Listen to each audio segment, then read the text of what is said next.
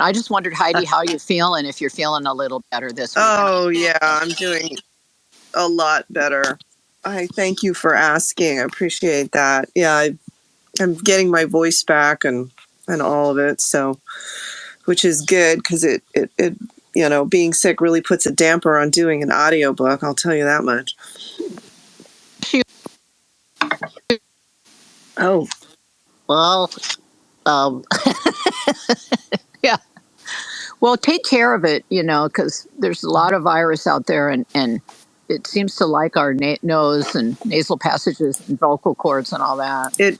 So rest. It's been a while. I'm on. It's important to recovery. The virus. What I'm hearing from people. But yeah, so there I go clearing my throat. Can you hear Heidi? Do you try? No. Yeah. No. Oh, okay. Yeah. Probably would do a lap. I'll drop down. I just wanted to say hi to everybody. I'm sitting in my backyard. It's a cool morning, and I'm under shade, and the wildfire smoke seems to be gone. So that's all I want to say, and I'll listen. Intense. Well, what I think probably needs to happen is why don't you drop down, and then we'll bring you back up so that you can hear Heidi, because that way, you guys can actually talk. There we go. I love that I was talking to her when she couldn't hear me. That's okay. It happens to the best of us. Can you hear me now, puppy? I was talking to you and you couldn't hear me, even after I realized you couldn't hear me, because, that's the way I roll. We've got some updates, some discussion planned for Workshop 3. Obviously, you're more than welcome to come up on stage and talk as well. We do want everybody to be able to hear each other. This session is being recorded here on Twitter. It'll be available for the duration, but I'll put it out as a podcast as well. And the last workshop session was just put out on Monday on all the platforms. I have not sent out the tweet for that yet.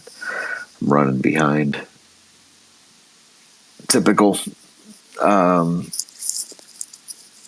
it is up there, so if you're already following me on one of those platforms, like you'll find it in a deliverable state. Today, since we're kind of chipping away at our deadlines and goals to get our material released, some of which is out or in preparation to be released or just kind of getting rolling. We'll start with Heidi because she's been making a bunch of progress on her second book and, now getting back into the audiobook production since she's settling in back at home. Sure. Okay. So, yeah. And also, this is a great place for those of us to just make yourself accountable for what you hope to accomplish over the next month. So if you want to come up, come up and speak and I love deadlines. So when I spoke last time, I was like, I really wanted to finish book 2. And I think I literally just finished it about 10 minutes ago. No way. Yeah, I think so. First draft, let me be very clear at that point. First draft. But yeah, I think I just got all the pieces in place. Obviously when I go back in to work towards a final draft, I'm sure I'll find, a million things that need to be manipulated, but I think I've got my first draft. Oh, that's great. I am pretty happy about that. Cause it was, I just kind of went on a whirlwind this weekend. Once I started, my head cleared a little bit. And that was kind of my goal. So I highly recommend shaming yourself because for me, it always works. You know what? Here's the thing, too. I think it's only been like 3 weeks since our last workshop. So it's been a short period of time in addition to everything else that's been going on. Yeah, because the last one of these was on the 20th. So it hasn't even been an entire month. Well, good for me. So now I gotta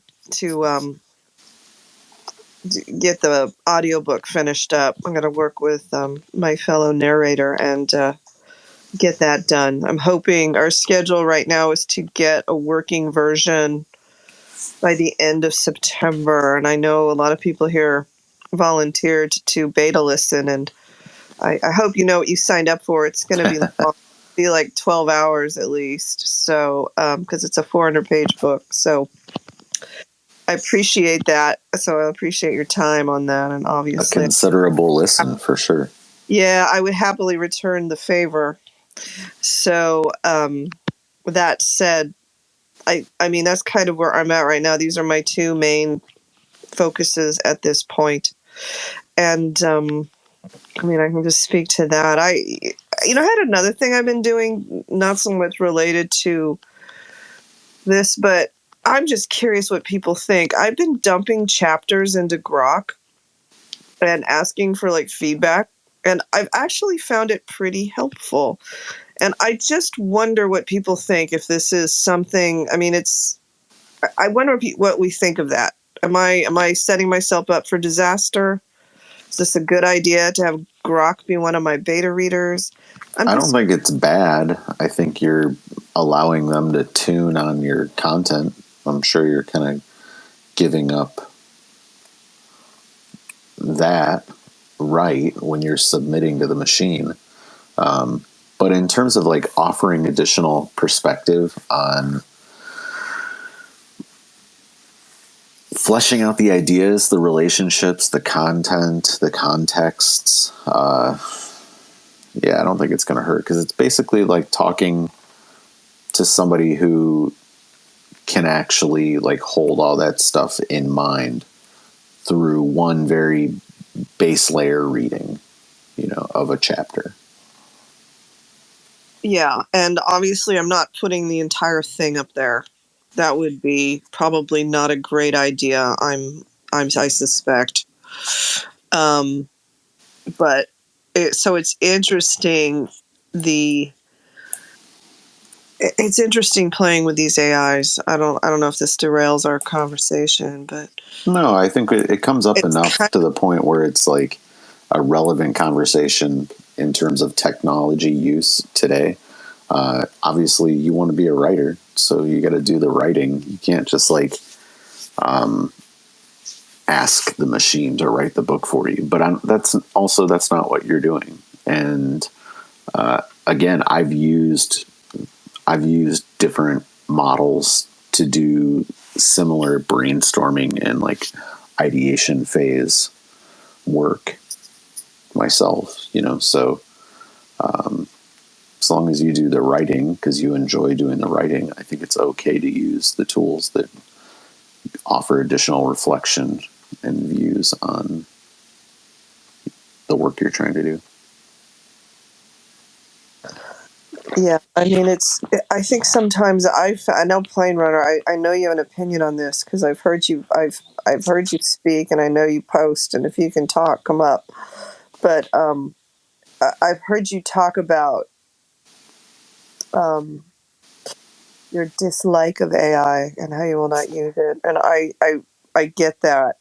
But one of the things I found interesting, and maybe you guys want to consider, is that it kind of pushed me on certain things to kind of really rework some lines. Like I fed in some lines. It's like, does this cliche? What do you think of this? And it pushed me to make some stuff a little better. It didn't give me a solution. In fact, the solutions it brought up were kind of silly, I would say. I mean, or I'll use the word silly. I'll say mundane, maybe a little boring. So it kind of pushed me to think around doing something mundane, doing something cliche, to go and get around that, because that's what the AI could feed out, was what's already been, shall we say. So I thought that was kind of an interesting thing to share. So it pushed you into thinking beyond that first level of kind of a conclusion. Yeah, or just a line, or like a piece of dialogue, something like that. Like someone's response, I needed them to be very witty, shall we say.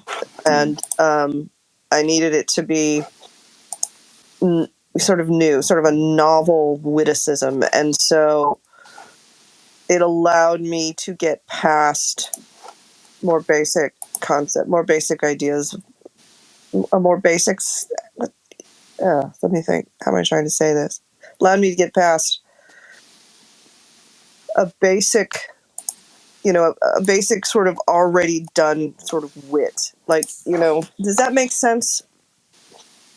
I'm trying to think. So instead of saying, six of one, half dozen of another, trying to come up with something more novel by making the same approach, like it's all the same, trying to find a way past that. Yeah, that's kind of what I mean.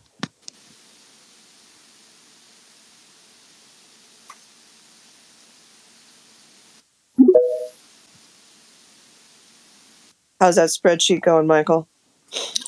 I'm not in the middle of that right now. I'm just kind of listening to what you're talking about, and then I saw you were bringing Puppy up. Can you hear me, Puppy?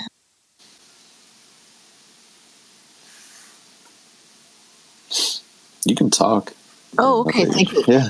I was just yesterday, I'm going through again this continual I don't know, Swedish death cleaning's too harsh, but just decluttering my house. And from my law career, one of the things I had saved was some magazines where our monthly bar bulletin always has a section on grammar and on legal writing and on clarity. And often there are interesting articles. And there was an article in there. Of course, it's in the house and I'm out back about a particular AI program that had been built with a team, for legal writing specifically. And it was just interesting.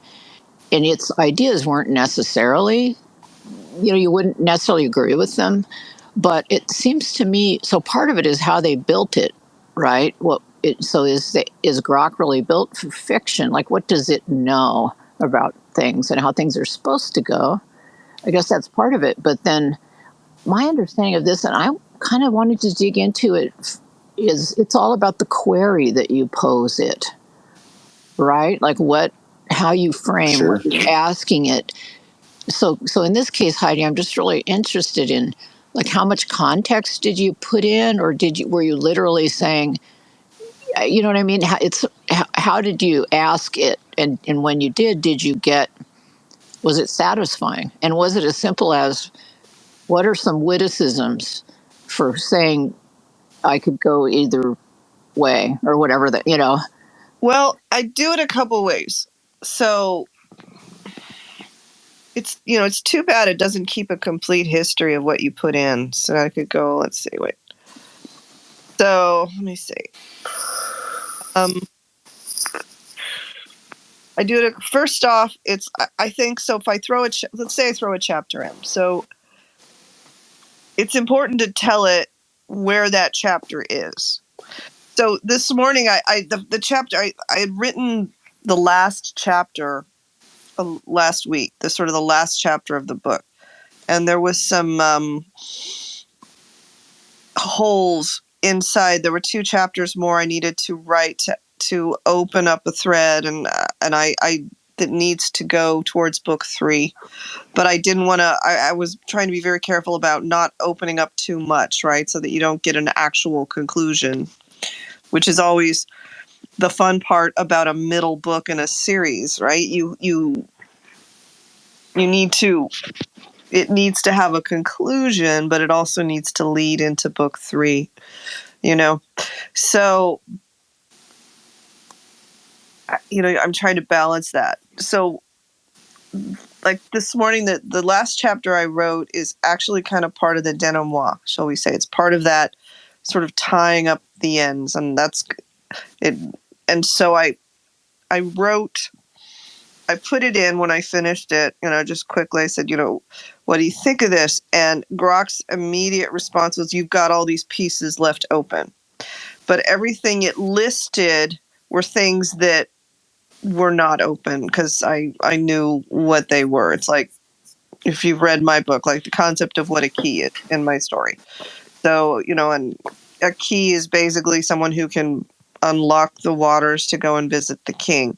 So it's like, well, what is a key? You haven't defined this mystical thing. It's like, okay, well, that's been defined very much so. And so I just said, so then I had to sort of reiterate it and explain to Grok. It's like, all of these things you're pointing out have actually been closed, except for possibly one. And then it's sort of like, oh, well, then it's more of so you have to, it's like, I'm not giving it the whole book. It can't read the whole thing.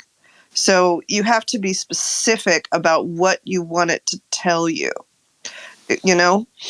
So I had to rephrase the question based on that. But it can learn with you, which I find interesting. It's like it can remember what it said, and you can ask. And this is something I tried with, like, whatever Google's one was before Grok came out, and it didn't have the sophistication to be able to sort of have a discussion.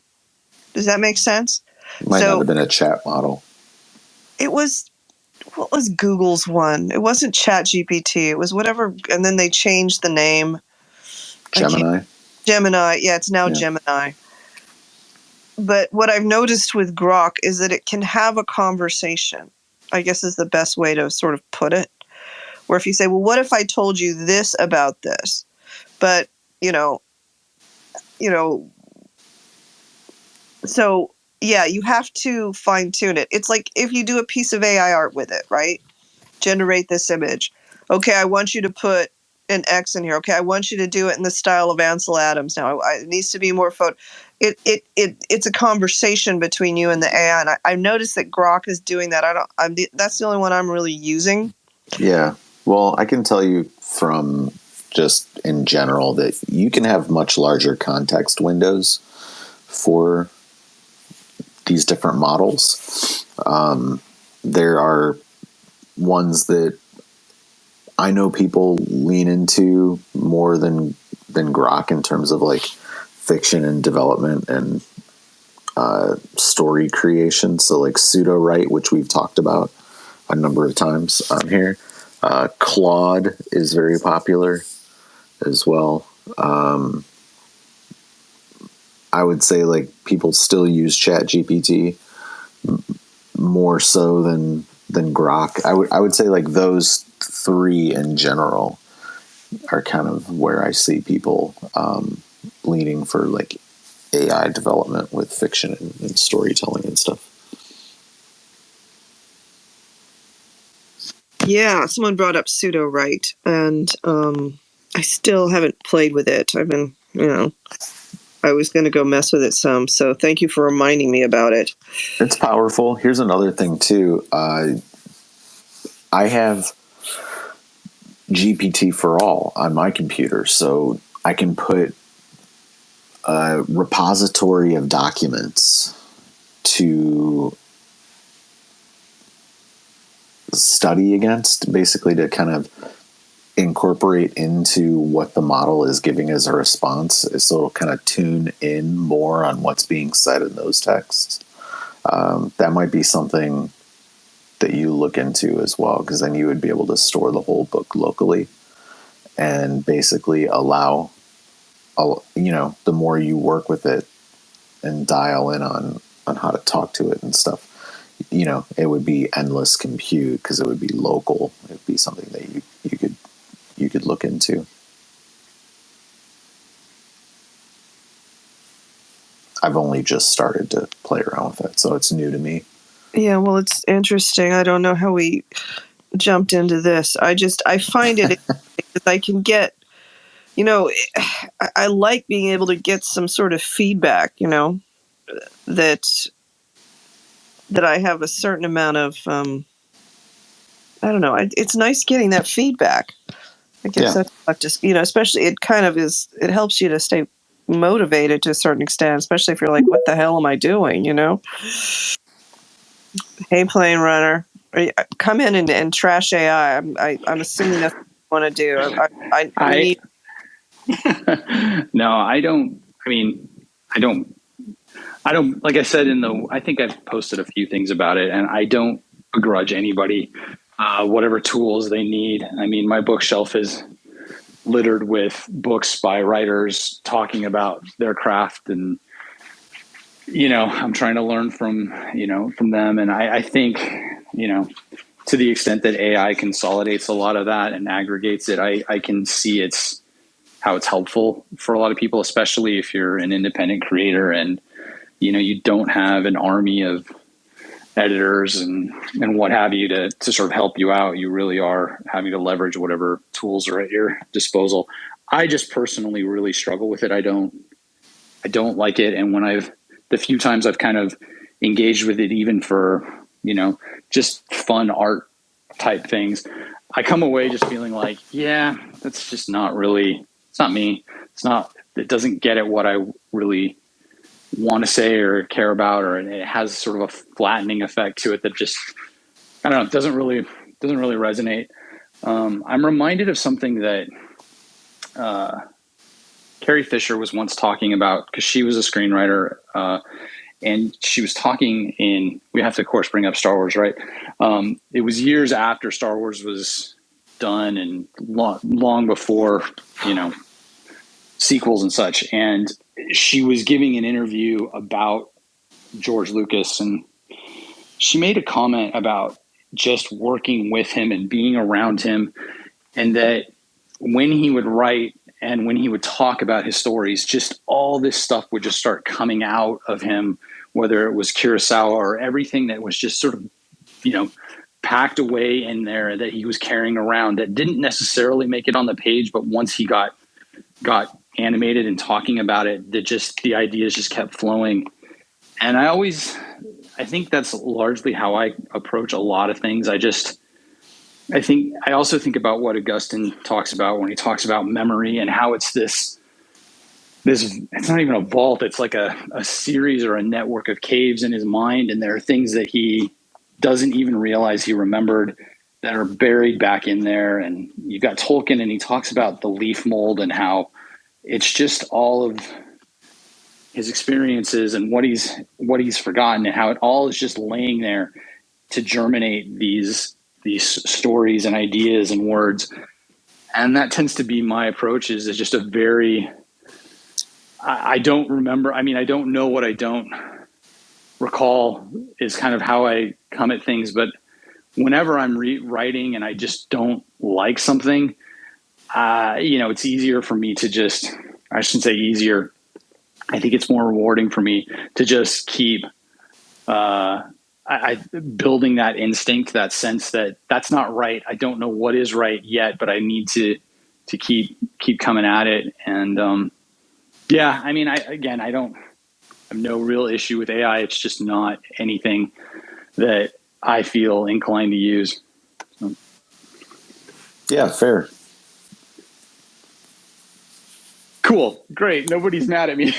I'm not mad at you. No, I think it's fine. Sorry, Michael. I didn't mean to talk over you. Oh, it's all good. Yeah.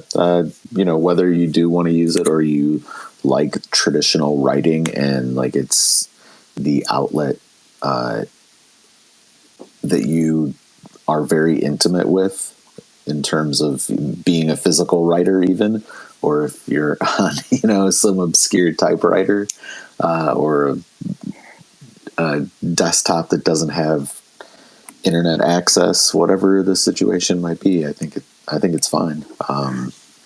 Yeah, and I will clarify, I'm not that old school.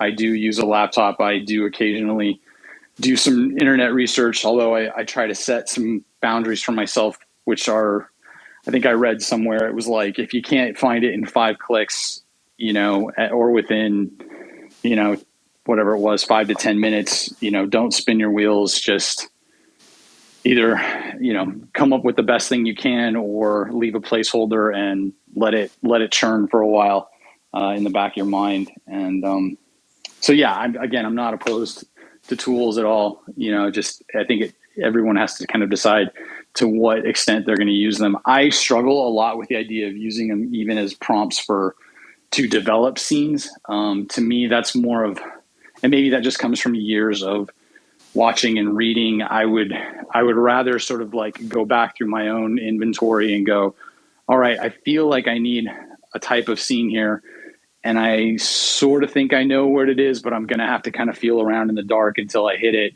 And for me, a lot of that just comes out in the actual writing. So. Well, that's why I really actually wanted your opinion, because I struggle with how comfortable I am with it. Although, I mean, and so I like to hear opposing ideas on it. So that's why I sort of absolutely kind of called you out, because I wanted to hear an opposing idea, because I know that you feel that way about it. One of the things that, and I hear you on that, you don't want to feel like it wrote it for you. You want to feel like you came up with it from what's in your arsenal, right? And so I think that's super important. And but for me, it's like, it's kind of like you were talking about Carrie Fisher having that conversation with George Lucas. It's gives me, I'm sitting here alone, right? And I'm kind of like, it gives me the opportunity to kind of have a conversation like that to a certain extent. Obviously, not of the higher quality, but but I can very quickly have that conversation. It's like, I can't send one of you guys, hey, read this chapter and say what you think. Tell me what you think. Because there's all this context missing, especially when it's like a chapter near it's part of the denouement, right? It's the end of the blasted book. So what and I want it to, and the thing is, I'm more comfortable showing the AI something that's full of grammatical errors, etc., and all that crap, as opposed to like throwing it out to an actual human being. And maybe that's just a judgment thing that I don't want to have coming at me, that I'm more concerned that a person's going to shut me down more than the AI will. I don't know. Maybe that's just my brain. Maybe it's just my psychology, my own insecurity, shall we say. No, I certainly hear that. I was really blessed that while I was drafting my novel, I was part of a writing group that I've been part of for, off and on for 20 something years. And we had recently kind of reformed. Everybody had moved different directions. And again, through the magic of technology, we were able to connect again. And so I was able to, every 2 weeks we would meet, I would bring whatever I had written and I would just read it out loud to the four people in the group, 3-4 people in the group. And we, and it's a great mix. I have someone who's, really holds my feet to the fire and is like, yeah, that's not very good. Or that's, that needs some work. I have another one who's super encouraging. I have another one who doesn't really write, but she's an artist. And so she comes at it from a different perspective. And having that was a great way to kind of figure out what's working, what's not working. And so I can see how if you don't have that, or if, and I think let's face it, all of us who are engaging here on X, there's a sense in which we're looking for our people. Somebody described X as like a U2 machine. Like you suddenly discover, oh, U2. And so I think there's a sense in which, yes, you're looking for someone who you can just kind of talk to and get feedback without necessarily having to deal with. I mean, when Stephanie was on regularly, she would talk about how certain writing groups would just beat the crap out of you because the people you were sharing with they were more concerned about how they would write something rather than who you were.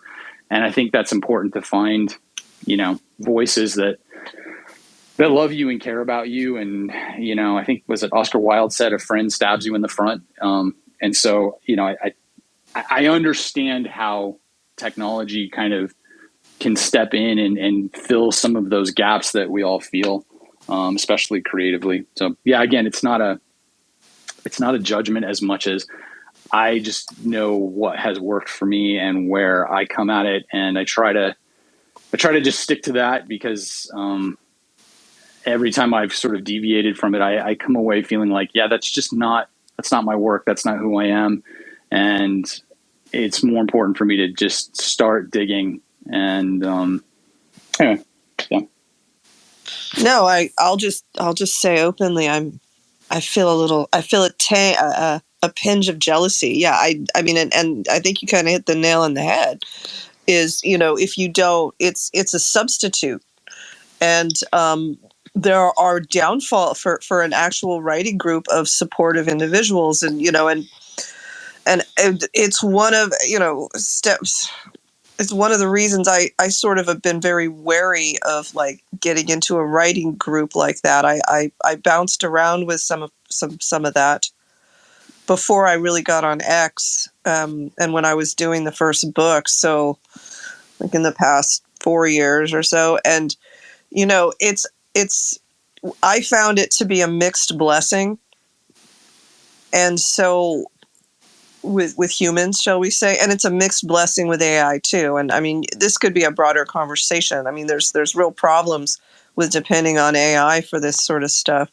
Which you could extend out to, what's going to happen when they have robots that can substitute for your significant other. I mean, that's a real monster of an issue, because why would but I'll bring it back to this. It's like, why would I bother with a human where I can't kind of manipulate their response when I could have a robot where I can completely manipulate their response, and I can trust that they're, never going to say I can't do this anymore, kind of thing. I mean, it's like that, right?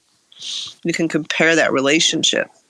So but the things, and I had this experience, and Stephanie, she couched it really well when she said writers aren't necessarily the best readers. And when she said that, it was kind of like an eye-opening thing for me. So from that point on, if you do beta read for people, you have to consider it their work and not how you would have written it if you are a writer, right? It's got to be about how they write it and what works in their zone, not about what you would do. Because obviously, it's like even like Plane Runner, I mean, or like Michael's stuff, which I would say, oh, Michael, if I were doing this, I would do this, I would do that. It's like, it's irrelevant what I would do. It's not my work. It's his. So it's like, is what he's doing working, that kind of thing. So that's the way that people have to approach it, I think. And honestly, I think a lot of people, if you just throw that out there to them, it kind of, they're like, oh, you're right, I won't say this. They'll shut it down. I think most people are, especially if they're writing, they're smart enough to understand, oh, I need to couch this. I need to couch this differently. I need to approach this differently. And hey, Robin, I see you down there. I know you just had a big milestone. I'm wondering what's going on with your stories, with your book. Are you getting there with it? Come up if you can talk. I'd love to hear where you're at. We will put you on the chopping block with the rest of us. But so no, I mean, it's a hard thing to do. I mean, when you're progressing with your work, you kind of need input. You need other people's input. You really do. I dare I say, we actually need to, iron sharpens iron. And the job of AI in that's a good point. I mean, I feel there is need for trepidation, as useful as it is, and as quick and as fast as it is. There's a need to consider it. Consider always why that it's not going to be a person. Poppy, what's going through your head, my dear? Well, I've got a couple projects going now, a couple of three, and I entered one of was it Chris's video space. Michael was there, and I'm excited. I've volunteered to work on a PSA video, and I'm very motivated to have safety in healthcare situations. And I want to tell the truth about, for example, using N95 respirators if you're in an immunotherapy cancer center where people are going for treatment. They need to be protected from acquiring an infection in a hospital. And this is how we used to run things. And then the whole pandemic thing got all politicized on purpose. And so people are very set up to be, so I'm like, there's a big project, but this is when I was asked, and it also intrigues me creatively. because I want to learn about visual media. I'm a film buff. So I'm hoping it'll fit both things. So that's one project. So part of it is I love what you said about deadlines and having a structure. And so that's one thing. And then I'm working on my songwriting too. But part of what I was thinking about, two things. One, can AI or any of those things be useful to help you in terms of setting goals, tracking goals, and getting your production going? So sort of those structural supports is I want to master some tools, and that's going to take a while, and it's going to go slow, and I need to dig in and try stuff. That's how I learn. I think maybe we all do, not just by reading about it. My second point is, part of it seems to me it's about questions. And I hear what you say about being respectful. I'm relating it to work as a lawyer, and work in particular when I was working on orders to go out, or part of a large team of staff writers, editors. And we definitely had a consistency. You had to be consistent about the law, and there's a voice kind of that an institution speaks in. It's interesting, but people tended to learn one by one case at a time, one order at a time. And there's 100 different ways to write something. And we had one person in particular who was just very much wanted to put out cookie cutter. There is a best way, there is a right way. And it was so ludicrous because we had so many excellent writers and thinkers and researchers that it's the variety that made it interesting, not the uniformity. And of course, each case is unique. You address the facts, the law that applies. There's a lot that goes on in building these, right? But so part of it is and I strive to be like this. I like the scientists that are like this too, who don't give an answer, but they ask questions. And I'm wondering if in a writing group, instead of saying, I like this or I like that, which is so subjective, as you say, and maybe takes it into your work, it's more the question, and I wonder if you can use AI that way to say, well, what is it that I'm trying to say? Or use a more Socratic method? Would that is that helpful for you? Do you know what I mean, Heidi? Because a lot of to me, it's support, having other beta readers, they're offering ideas, but they're not you. And so at least for me, I find the more I can zip it and just start thinking about the person listening and then asking a question, if I can sort of tell. And often, like you, Heidi, you're so articulate and you know so much about you already say, well, here's what I'm wrestling with. But anyway, I don't know if that made sense, if both on the writing group context, if it makes it better, because it seems to me you could come together. Maybe Plain Runner's group is like this. People have all kinds of different projects. And, do you know what I'm saying? And it's sort of like that bouncing off. A lot of it is, and then sometimes it may be somebody, as you said, maybe in the beta read stage, it's the time for maybe somebody to go, hey, I just read this and found these typos, or found I got then the reader they're not talking about you, they're just going, well, here's how I received it, here's how I read it, I was wondering this, or I was wondering that. Seems like at the beta read stage, don't you want that? You want to know, how is the reader going to receive this? But when you're making all that, do you see what I'm saying? I just feel like it has to be your voice. Yeah, well, I think the biggest advantage, I like the idea of Socratic method, right? Where you're asking questions to dig out what they're trying to communicate. But I think one of the things that's super helpful with beta readers, or just someone else reading your work, because that's really all a beta reader is, right? Is basically someone, and I wouldn't pay someone to, well, no, I wouldn't pay someone to beta read. I would pay someone to do a developmental edit. That's a different skill, and that's actual work. But beta readers, basically, we're all just trying to help each other out. That's my opinion of it. You all can disagree with me, but I like the idea of the questions.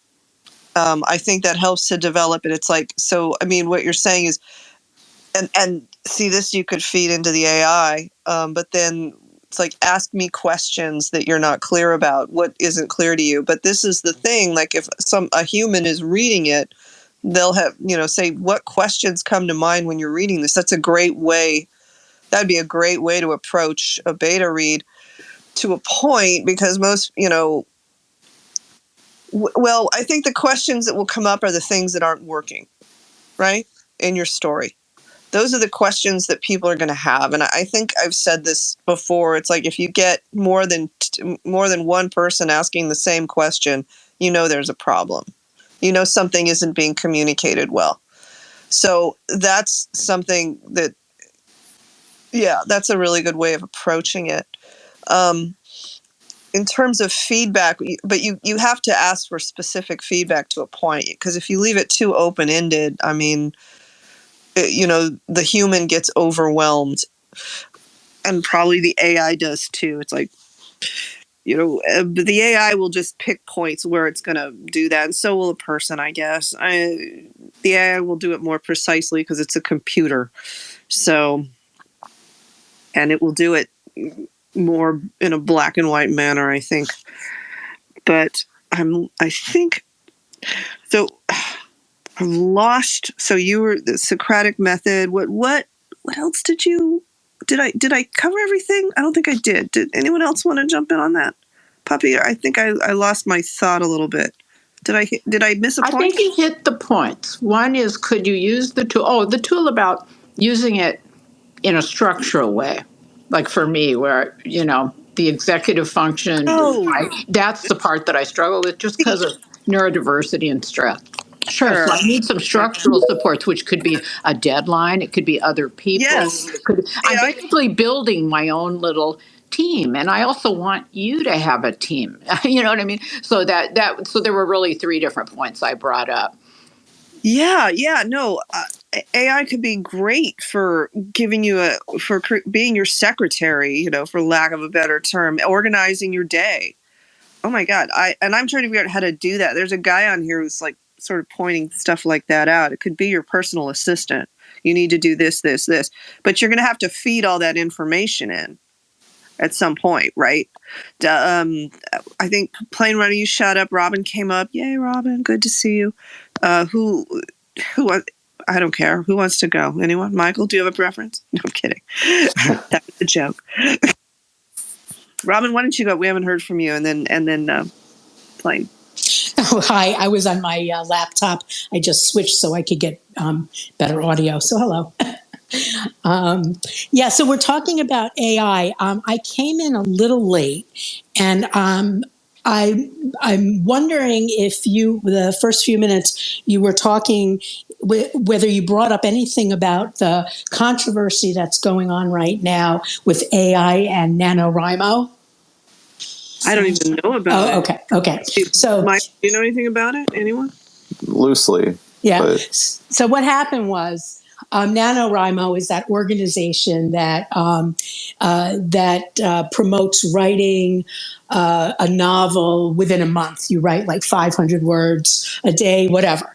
So they've been going on. I think this organization has been around for about 10 years. I have not participated in it, but it's a big thing for some people. So they came out this year with this statement that they are going to use AI, period. And they got very political. I won't repeat what they said, but they put this political post on how when you use AI, it's accessible to everybody. I'll leave it at that.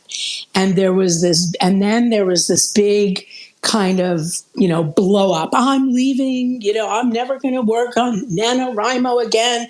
And it's really caused a big kind of rift. And my question, just like everybody else here has been talking about, is what do you mean by AI? All they said was we're allowing AI. To me, there are a lot of different gradations of AI. Like for me, I use AI to figure scientific stuff out that I don't know. I don't use it ever for it to write my text. I do that myself. So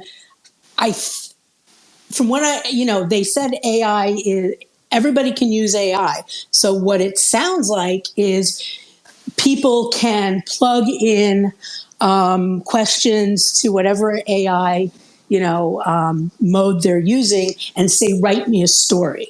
And then they can publish that story. And then the question, of course, is it their story?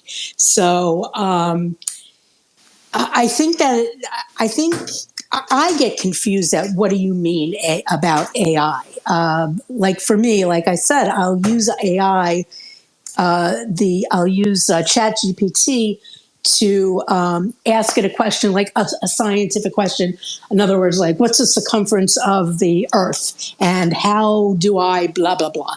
But I'm never gonna take direct text and put it in my book. And then the other thing that I wanted to say was, Heidi, I think you have to be careful about if you're going to use sort of direct quotations or statements that come from AI, because there are certain places now, and I'm not certain about this, but there are certain places, and it may be KDP, it may be Amazon, that has a new rule that they will not allow books where AI was used. And I think it's not KDP. Not KDP? No, I think you might be misconstruing like a new stipulation. They just want you to declare. Oh, okay. They want you to declare. Yeah. Okay. I mean, which is, all right. My mistake. But anyway, fine. I think you do have to be careful of it, and look at the rules before you present your book to make sure that it's okay. And it also has to be okay with you to say, that my book is AI assisted. Okay. I mean, I wouldn't use AI for text, but like you do, I've used it for stuff like, the circumference of the Earth. What was the one I asked it? This is a fun one. I asked it, how long would it take to burn a dragon? Down to right. So things like this. And it actually gave me an answer, which was quite scientific and I enjoyed very much. I think I did a post about it, but I mean, anyway, but no, I looked it up and it says, here's funny. I asked Grok, what did NaNoWriMo do that in relation to AI was somewhat political? It just says they're allowing for AI. So is this what you're saying? You're talking to Grok about this right now? I am. Talking to Grok. Why not, right? Well, here's the thing I've noticed. For research, AI is really great. Obviously, if you're using the research for something more than just, having a conversation, and, if you're really going to write something, you need to go double check because it's a jumping off point. Wrong. But for this conversation, I felt I could find my answer much faster than digging through Google. So does this sound right, Robin? It's so they're basically saying that they could use AI, and it's AI as potentially, thereby framing opposition to AI as potentially elitist or discriminatory against certain groups. So everyone got mad about that. Yeah, it was. This controversy led to resignations from their board and widespread criticism for equating the rejection of AI in writing with social injustices. So basically what I'm hearing, what I'm reading, tell me if I'm wrong, is that if you can't actually write and you use AI to do your writing, we want to allow people who can't actually write to use AI because it's an injustice that they can't write and other people can. Is that the crux of it? And so everyone's like, that's ridiculous. Yeah, that's the crux. But what happened was there are people who have, disabilities. There's variety of disabilities. That's fair enough, right? And people with a variety of disabilities were responding. How dare you? Just because I have a disability doesn't mean that I can't write, my own story. There's a difference between a cognitive and a physical disability. I had a very good friend who is no longer with us, who had spinal muscular atrophy. She was the disability was specifically musculature. It had nothing to do with her brain. Her brain, as we all know, is not a muscle. So it functioned better than most people's brains, and a lot of people with this disorder have very high levels of critical thinking, because they have to figure out how to do things, with their bodies that in the quickest, most economical way possible to avoid pain. And pain is quite the motivator for thought in a lot of ways, right? Problems make you think about, having a problem makes you think more constructively on how to solve it. But you've been waiting, Plane Runner. What is, if you want to chime in on this or something else? No, I mean, I heard about the NaNoWriMo thing, and I did have mixed feelings about it because the guy who started NaNoWriMo, I read his book probably 15 years ago or something like that, and it really did help me get over some initial sort of hills to actually start writing. But yeah, I mean, once you start throwing out charges of ableism because somebody says, I don't feel good about reading work that's been generated, by AI, I think you've kind of lost the plot. But I think, just to round off what I was kind of saying earlier, and looking at where this particular, I think, workshop was focused, which is on deadlines.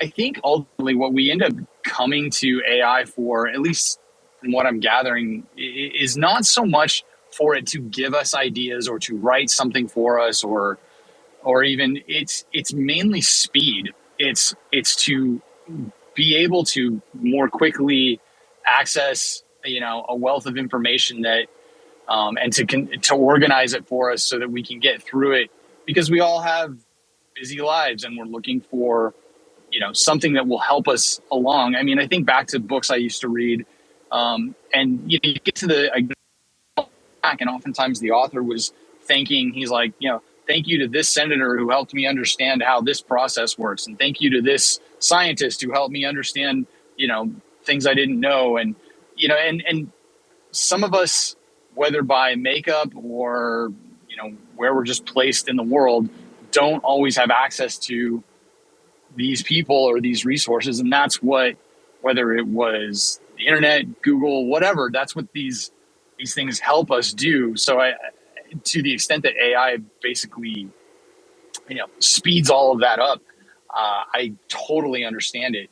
I think my only comment on that in general is, I think our world, and maybe it's just specifically here in the West, everything is a productivity mindset, and speed is the thing. Time is money, and so on and so forth. And if there's one area in my life where I'd like to be able to say, no, I don't need to do that as fast, I can actually just think through that one, work it through, take some time, come back to it, circle around it. I think in my art is where that would be. And so I tend to, just in my own life, I would rather slow down and not necessarily leverage every tool. On the same token, though, and again, I hate to keep coming back to Star Wars, we all kind of love the moment where Luke turns off the targeting computer. We're like, hey, that's great. He's using, his instinct and the Force instead of a machine. Yet we have to recall he's also sitting in a flying machine that is getting him there. So there is a real sense in which you can't completely throw all of that stuff out. Unless you're just going to be, purely contemplative, in which case I don't know that you're going to get anything out there. So that's all. I'm going to jump on some of that. Oh, can I say one thing before it moves somewhere else? I just want to say, Luke also used his skill. I'm sorry, Michael. I felt really strong.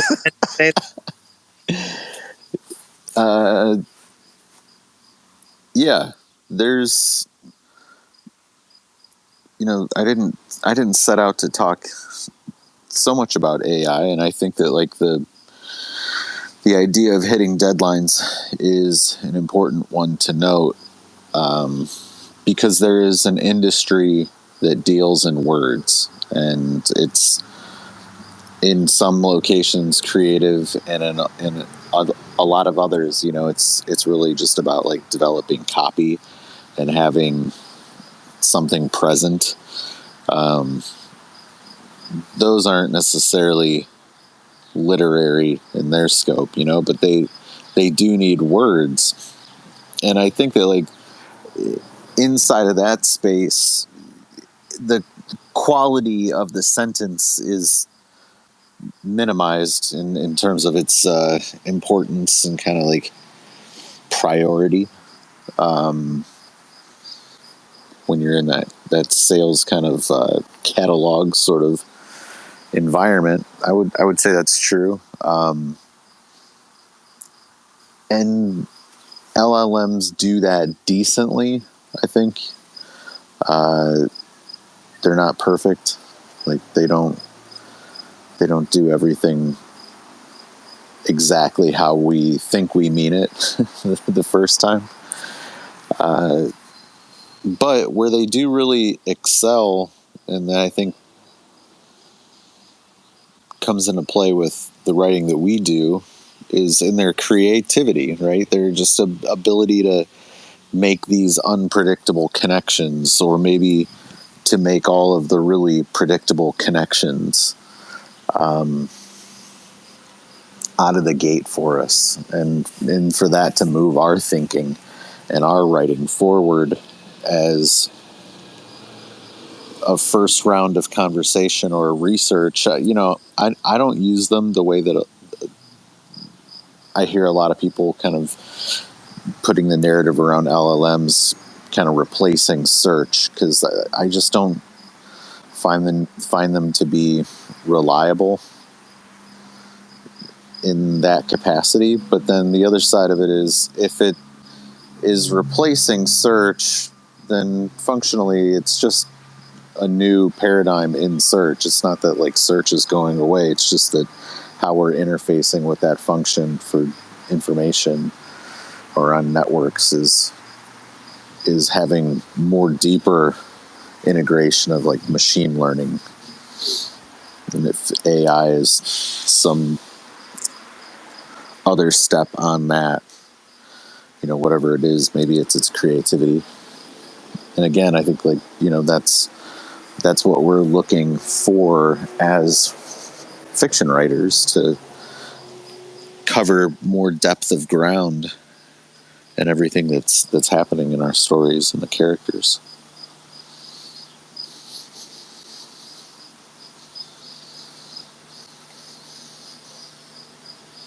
I think you make some good points, particularly about, I mean, it's we're going to have to integrate this. It's just going to be part of things, just like we've integrated refrigerators and washing machines, which are all, I guess one might argue, primitive computers, things that allow us to, vacuum cleaners, as opposed to having, sticks we beat rugs with. It's just how we do it.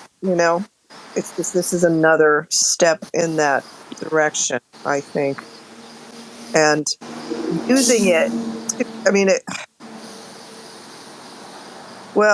going to get used to give people who can't. Oh God, what do I want to say? Puppy, why don't you go? I'm going to think for a minute. Yeah, well, I think if I were to read some kind of a book on, probably Kindle Unlimited, written by an AI, I'm guessing it would suck and I wouldn't like it. But that's just me. But I was thinking about research. That's something, as an attorney, you learn research skills. And I think that is something we've talked about, world building. I was reading a review about a series of books the other day that I actually thought about sharing with the group, but maybe not for this space, because I found reading literary criticism reviews when I did that in college, it helped. It's a way to help think about it too, because people approach things from such different schools of thought and whatever. So, but I think teaching people how to do research, especially where we have a pretty much corporate dominated popular media, and I don't know what's being taught in school, but learning how to research a topic for accuracy. And I know some of the, I love the romance genre and the historical romance. I mean, the good, and I read only the excellent authors. There's a lot of junk. And the excellent authors I read, they get really interested in a historical period, and they've got teams sometimes of research assistants, which Heidi, someday you will have. And Michael, you know what I mean? It's a big deal to be accurate and, and even forensic about that. And I feel like, for example, we all know it. I mean, if I read something or watch something that's about a legal thing or about whatever I know something about, and it's wrong, either about the procedure, the physics, the whatever, I guess in AI movies, you see it if it gets the proportion off or adds 3 arms. I mean, if it's wrong, it's wrong. And so the problem with an AI, you just don't know what information is being fed in to it. The other thing I'll say, I've seen it used usefully to do, like take a really gnarly scientific article or with something with a lot of words and say, hey, can you summarize this for me? and and there I've seen it used. Somebody was using ChatGPT and they bought some special version, which I'd love to hear about that, Michael, or anyone else who's familiar. All they said was it was really expensive, but I bought the advanced version of Chat. And so summarizing complex stuff down to a nubbin, and that's kind of becomes what it's part when you're writing a legal order or a brief, too. I mean, the facts matter, and the facts can be highly detailed. But any brief or any argument that just regurgitates a bunch of facts with no context is horrible. And so I realized I acquired a lot of skill in honing in on which ones were key. But, absolutely, you're checking citations to the record, and you don't make an error. You cite to the exact quote, the exact page. If you paraphrase it, it needs to be correct. And that's a lot of what those whole teams of writers and editors were going through. And so some of that can be caught in editing, et cetera. But I would be very wary of using some tool built by whoever to do my research. I mean, I don't mean, maybe it could point you in a direction, but teaching research skills, which is kind of like teaching anymore, I feel like with media, especially where we have a lot of foreign influence and such, and bots and all the nonsense, we're designed to trip our emotions. I find too, hey, just even if it's in something I'm inclined to agree with, like, well, wait a minute, slow down, look at the source, check other sources, deep into the facts, which takes time, and it can be really complicated. So anyway, I'm just kind of throwing that out there based on, I guess, my experience as a reader and also just from the legal. And you can write, I mean, I've read plenty of briefs and arguments that you read them and you're like, well, wow. But if you know the record, you realize all the stuff they left out. And of course, in a court, what you have to do, if you want to be credible, is you don't ever do that. If there's a source or a case or something that's contrary to your position, you disclose it, and then you do what's called distinguish it. You say, yes, there is this, but this situation is different, and let me tell you why. In other words, there's a different kind of accountability and honesty that the system will bring. And if you show up, and maybe it's the same thing as an author, although I know you got to write a lot of stuff. But then, Heidi, like you're always talking about, you don't want writing to be propaganda. Right? There's a difference. And personally, and maybe some of it is the lawyer in me, and I'm volunteering now with this health organization, and they kind of laugh because you're kind of like, oh no, you don't need 30 citate, So I'm thinking sometimes summarizing, once I've done the actual homework or I've found the sources, which takes a long time, that are credible, then, okay, how do I summarize this? How do I summarize these points? And so I talked about several things there. I hope some of that makes sense. No, it does. And I mean, yeah, I know my point on propaganda. It's like this isn't a political space. I don't want to get political, but that's where you see the worst of it, where they'll literally leave out half a sentence of what someone said and then say, "Oh, you said this horrible thing." And I'm not going to give an example because I don't want to derail us into that. But yeah, that's called cherry picking. yeah. It's gotten so terrible where they literally will leave out half of a sentence to completely change the meaning of what someone said. And I would be foolish to say that it doesn't happen on both sides of the argument. I'll just say that, or both sides of the aisle. But yeah, I mean, this is my point. And so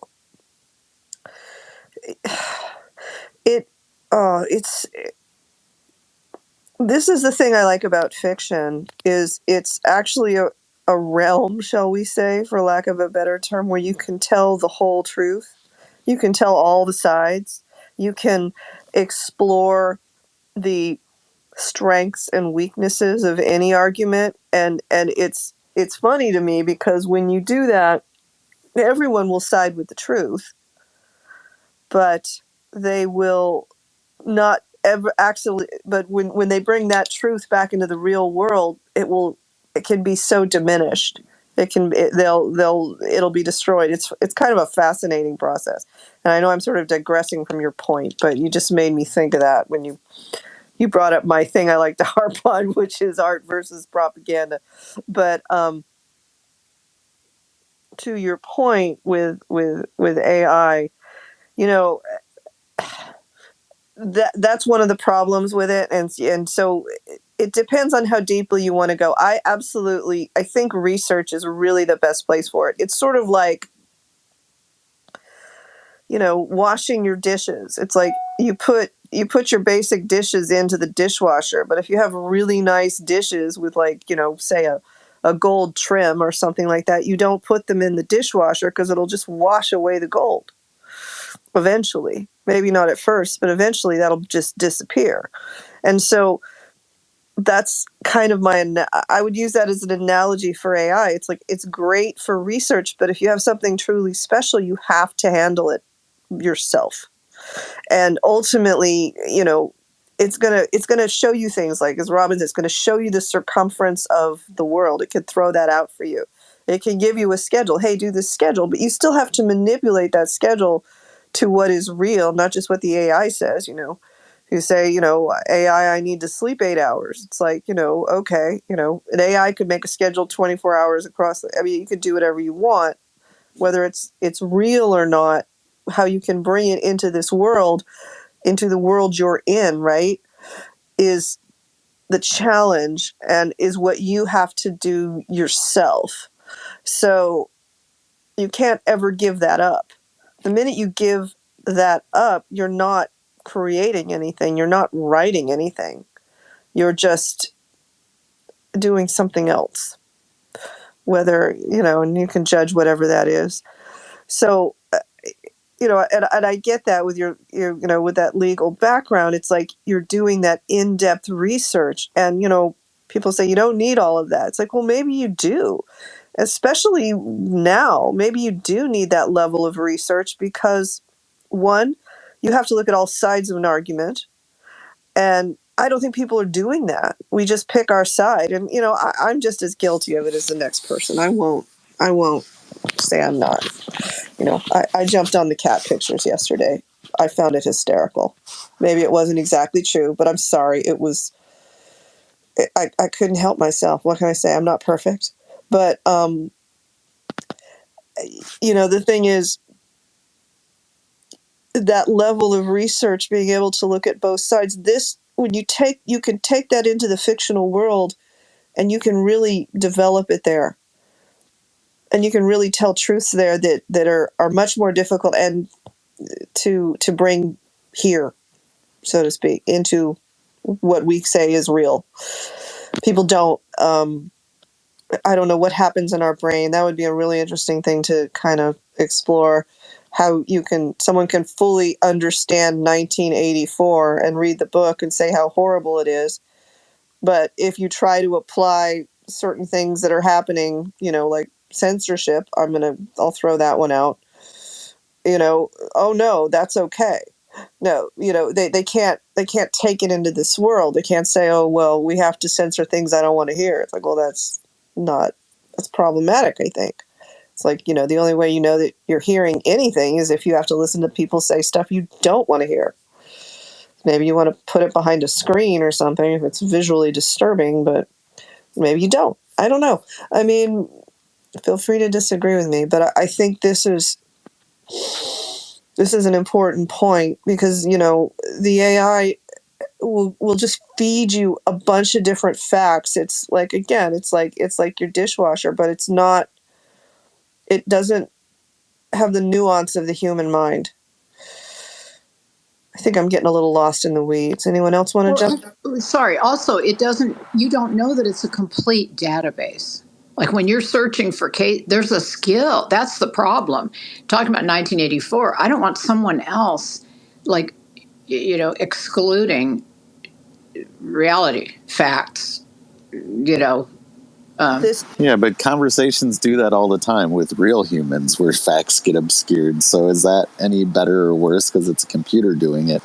And then, the sum total any individual has in terms of any particular topic or their ability to remember it or our ability to query it out of them correctly, even forgetting mood,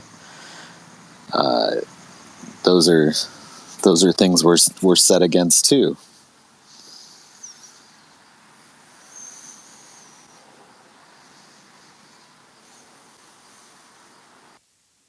Go ahead, Plane Runner. Oh, thanks. I'm sorry, I didn't hear you. I feel like, I don't want to harp on it at all. I mean, I realize this kind of got brought up, initially because I had posted some things and you called me out jokingly, which I was totally game for. Happy to back up anything I throw out there.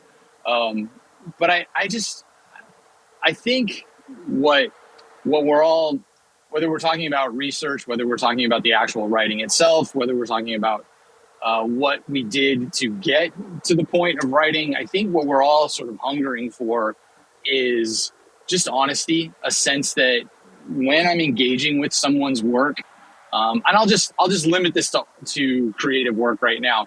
When I'm engaging with an author, I'm with their work. I'm engaging with them. That I'm getting a sense of who this person is. I said this once before that you can read an old book and there's this sort of handshake across the ages with someone who you have never met, may never meet because they've died or what have you, but there's this sense in which when you interact with honest work, you realize you're interacting with another soul.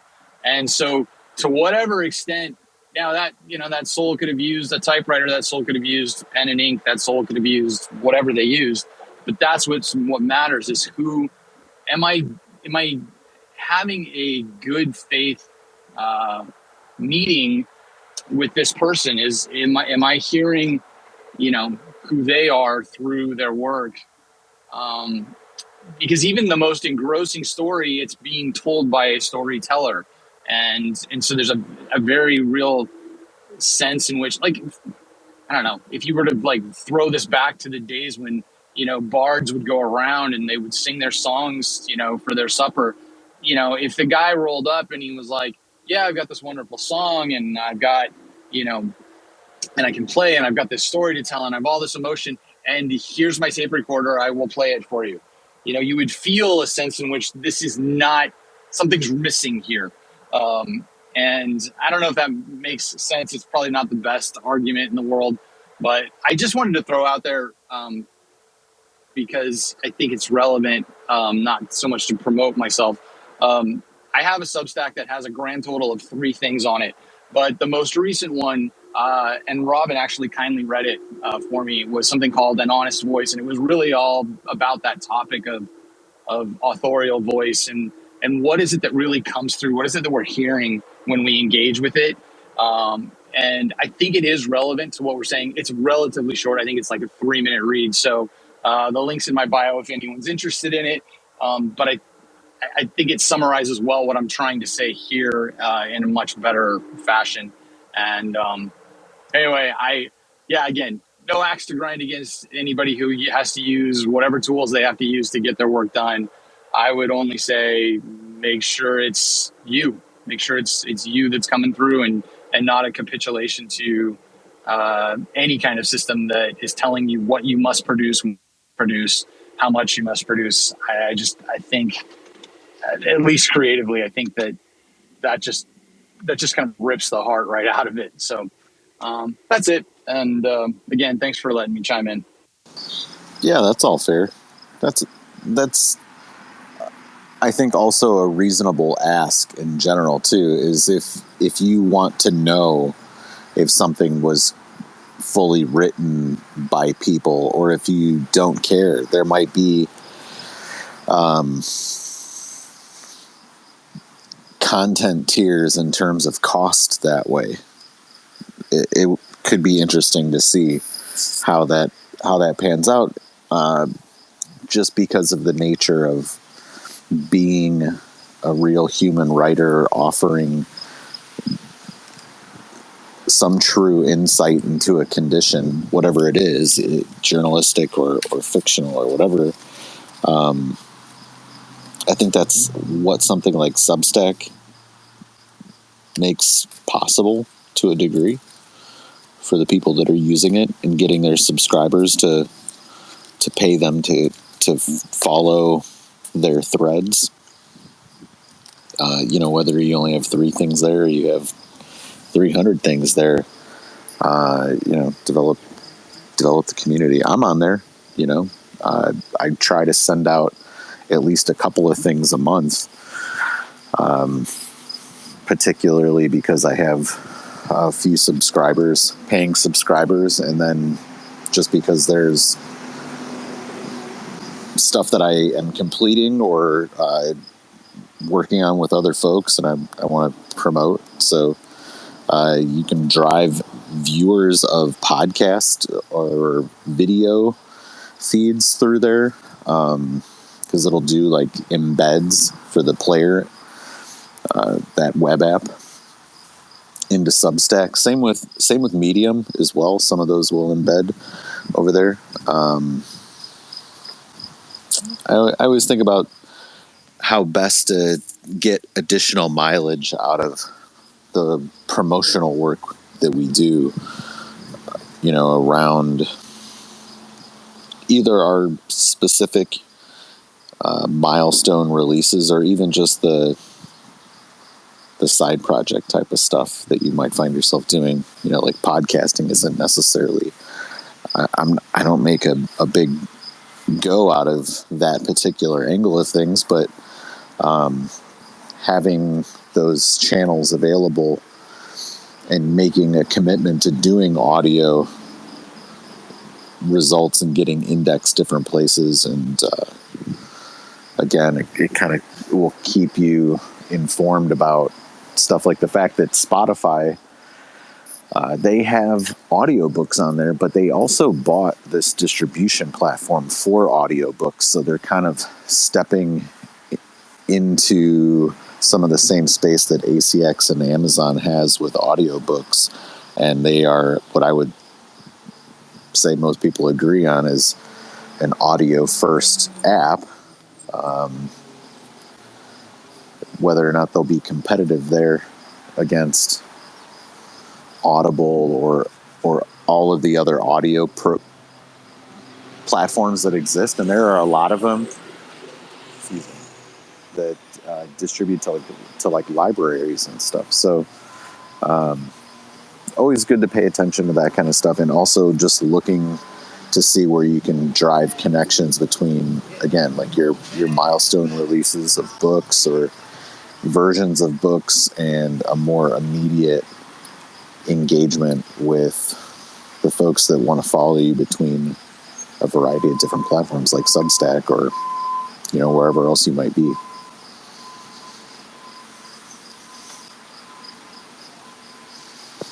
I'm terrible with that, moving on different platforms. I pretty much just hang out here, mainly because I don't know how much, because I just don't feel like I have time to do that and to write a book. And, this is the joys, to get back to the idea of the indie publishing author. It's like, how much time do you have? How much effort do you put into all of this?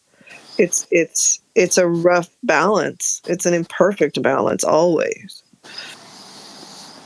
I would say that kind of fluctuates. When you're getting rolling with things, I think you have to do a little bit more looking around to find ideas, and then over time, depending on what kind of schedule you want to keep, you're going to find ideas kind of popping out at you. I'm hoping that phase of things starts for me with fiction soon. I'd like to write more or be more prolific in my fictional creative side of things. We'll see how that goes. Maybe you can get an AI to set you a schedule. I don't know about how that'd work, but kidding. Sorry, if I could just share what I'm still kind of fumbling my way through a lot of this, but I think for those of us who are creative, I mean, I've basically got 3 spaces that I'm sort of trying to move things forward, and each one is allocated to certain things. So, I tend to use Substack either for short stories or what you might loosely call an article, something that's just anything that takes longer than a couple minutes to read. I've been using X just to toss out the occasional poem or microfiction, just stuff that kind of I find interesting that keeps the creative fuse burning. The problem with X is it's almost immediately lost. I mean, even when you're trying to track back your own stuff, if you didn't bookmark it, you're like, I know I wrote this poem somewhere, and then of course I've got the novel that I'm pushing forward, which is in its own space. So I don't know. I feel like to the extent that you write in these different ways, you've got different platforms that each one kind of it's that it works for. I think I would not want to throw a book up on Substack. I know a lot of people do that, but that's just not how I am. And I'm not really driven by the subscriber model. Everything I've written is free and open to people up there. And then I don't really count on much going on X other than when I post something that's not a copy and paste of lyrics or the Bible or whatever, that it's prompting people to go, oh, what, maybe this guy has something else to say somewhere else. Maybe a Substack article is worth reading. Maybe his book is and I mean, honestly, the book is sort of the 800-pound gorilla. That's what I'm driving towards almost all the time. But then there's all these little pieces along the way that just little tributaries or maybe little branches that come off just to kind of support and develop. So anyway, that's all. No, I mean that's helpful. I appreciate that, because I mean it's kind of hard to decide what you're going to put your time into when you feel when ultimately everyone's time is limited one way or another. Even if this is all you're doing, you still only have so many waking hours, shall we say. And you can't spend every single one of them just doing stuff. I mean, maybe there's a day here or there. Like yesterday, I just was writing like crazy, and I basically spent my whole day basically just doing that. But I can't do that every day. And, all the things I didn't do yesterday, I now got to deal with at some point. So it's good to kind of see how different people balance it out. And again, a schedule in some way. So I appreciate that. Michael, we never, I talked about, did you want to throw out where you are? Does anybody want to kick out, what they plan to get done, sort of? That's one of the things that, there are my dogs, just in case you missed them. You knew they'd come, actually. What we're doing, if you want to make yourself accountable when we meet in 3 to 4 weeks again we do another workshop.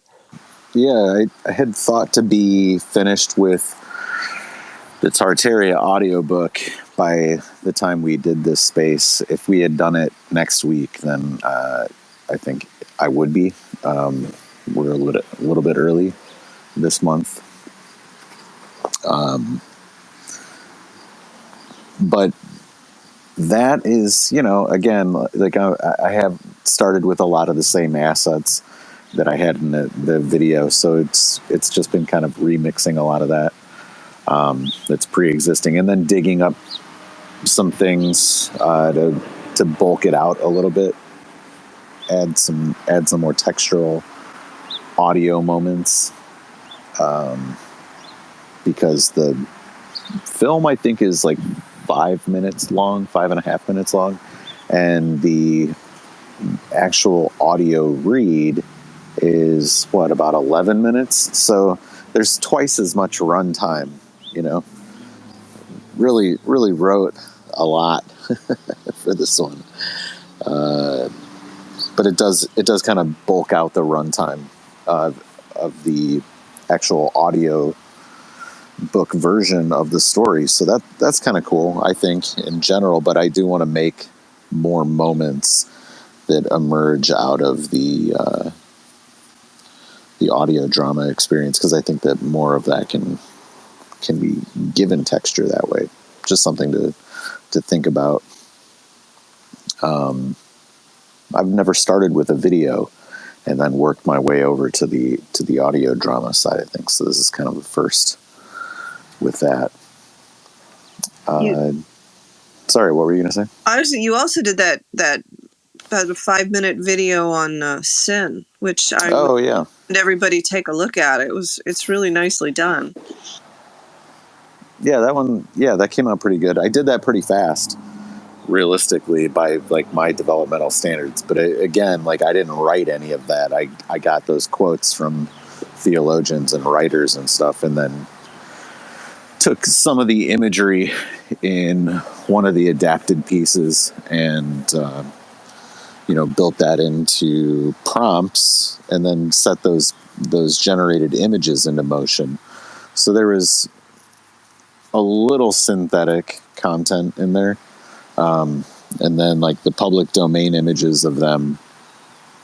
One of the guys, he only had a painting, so I kind of changed that over to a generated image based on his painting, just to give it a little bit more depth, and make it look a little more consistent with the other shots of the people, as opposed to a painting, and then they had all photographs. So that was one major change, I would say, there. Definitely cool to check out, kind of see the state of like AI video generation and lip sync. Flux is really great. I think Grok has Flux built into it.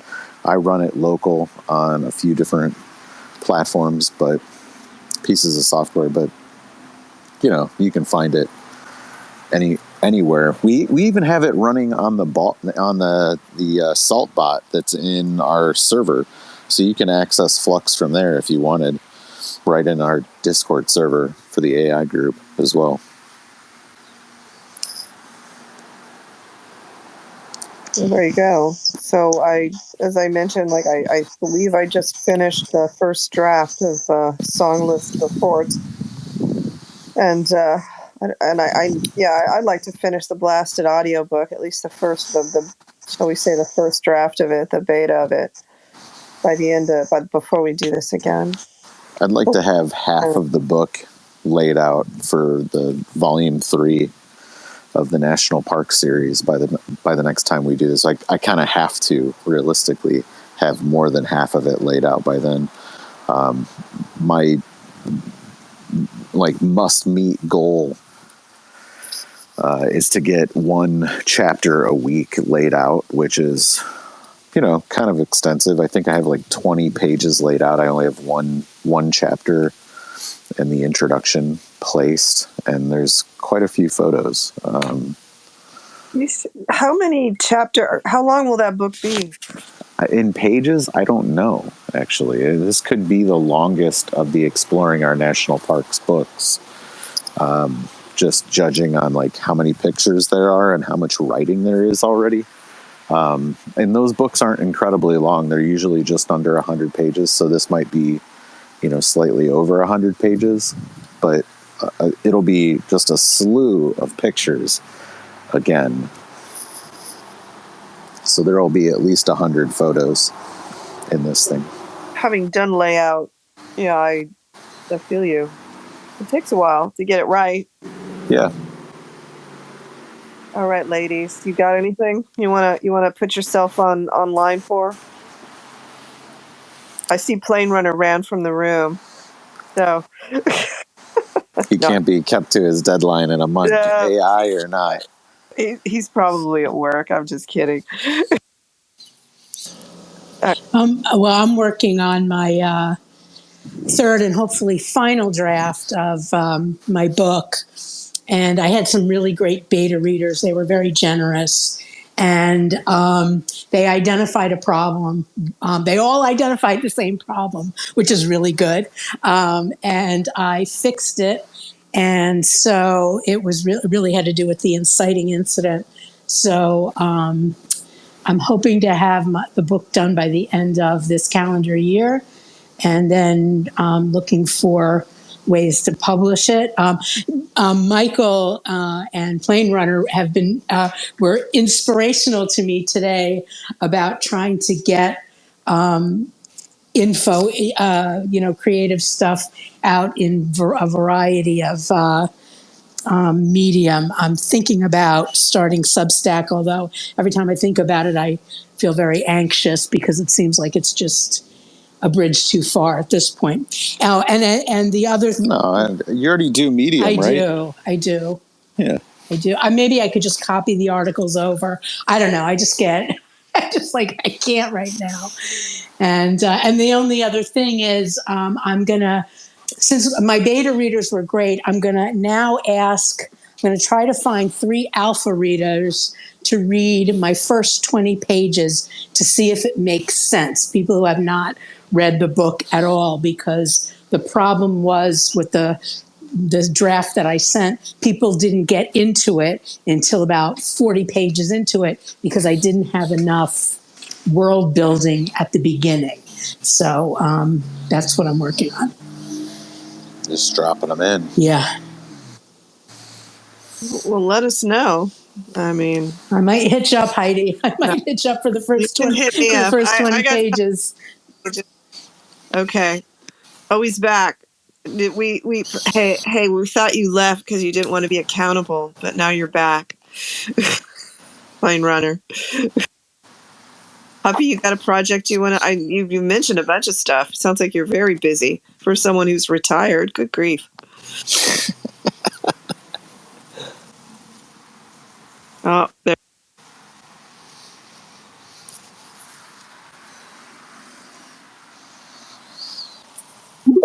I don't mean to put you on the spot, Plane Runner. I'm just, I should say, I wanted to hear your opposition to AI because I think it's important to hear that. Frankly, to me, I don't want to think it's. I want to be really. I want to have all thoughts about that. Does that make sense?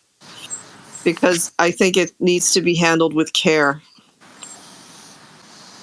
Yeah, I'm with you. I knew it was meant in really good natured, so that's totally cool. Sorry, I didn't mean to drop off there. My phone was actually dying, and I had to transition to my office.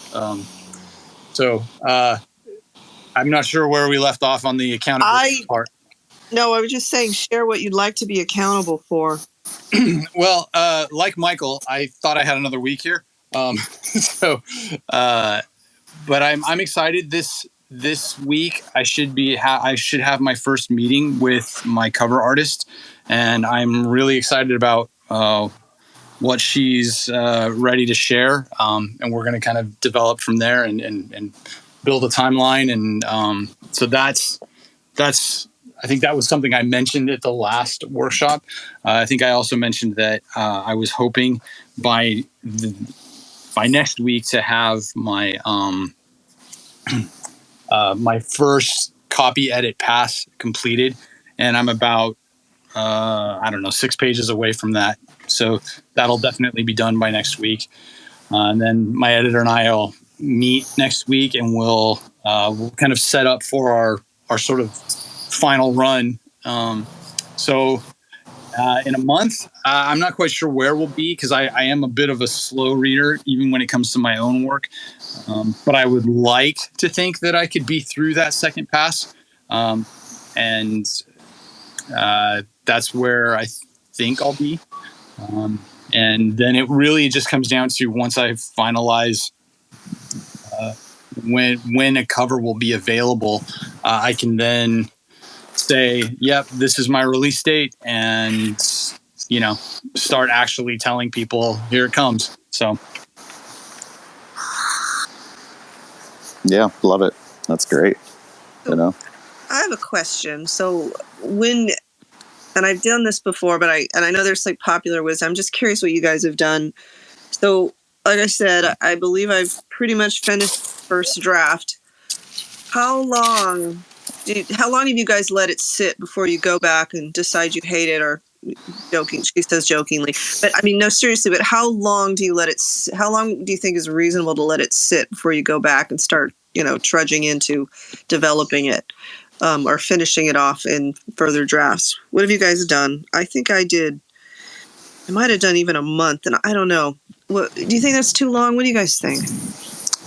I wouldn't wait a month, but again, I write really slowly and kind of also have a lot of periodic check-ins with people on the material over time. Like, I mean, think about like this short story for Tartaria, right?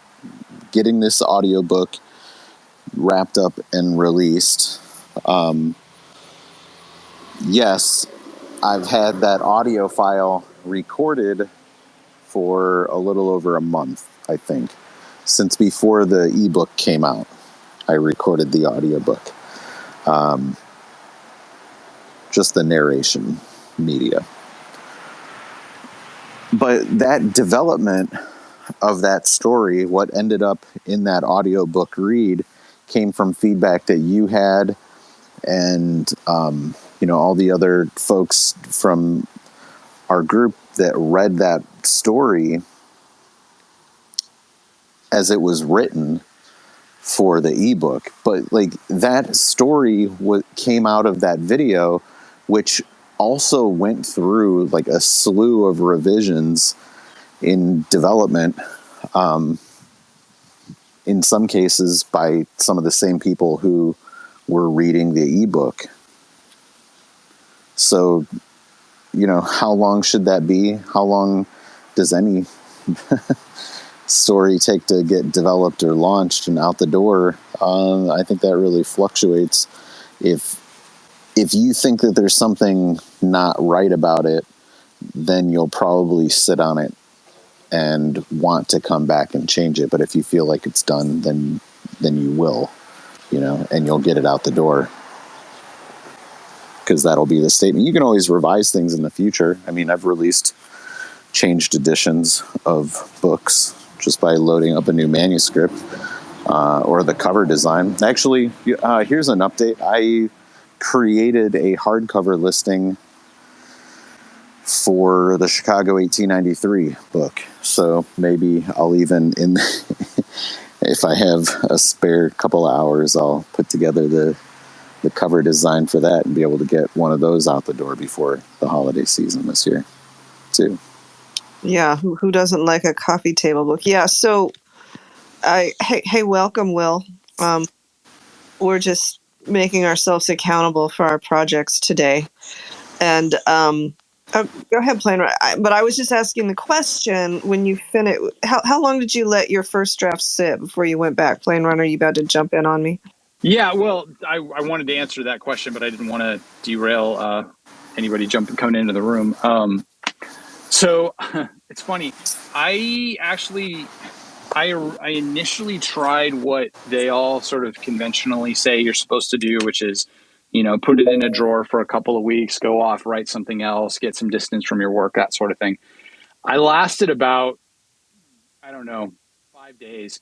And, and I did sort of dabble on another piece. But in the end, I was like, nope, this is where this is where the fire is, and I got to keep going. And so I just and almost I could almost feel it kind of slipping away a little bit there, and I was like, no, this is where I really need to be. And maybe that has something to do with the size of the novel and the way that first draft was constructed, because I was not super orderly about it. I had multiple documents and multiple scenes, and it was almost like having to shuffle a deck of cards and pull it all together. But like maybe that was it. I had to kind of just get it into that shape, and I didn't want to let that sit. But I felt almost immediately like I can't actually walk away from this. This is, yes, I'm done. Yes, I have written the last chapter. But I need to get right back in, and I did. And it took me, a solid, I don't know, year to sort of do that second pass, which was like a combination, fold it all together and, write the connecting tissue, that realize what was missing, those kinds of things, rewrite some stuff. But I was really glad that I just stuck with it, because I just wasn't, I don't know, in the end, I think you got to go with your gut on that. And if you feel like, no, I'm not, I know that this, there's a real sense in which, nope, I cannot walk away from this right now, not even for a little bit. And I thought I was really, in fact, one of the things that ended up helping me decide on my editor was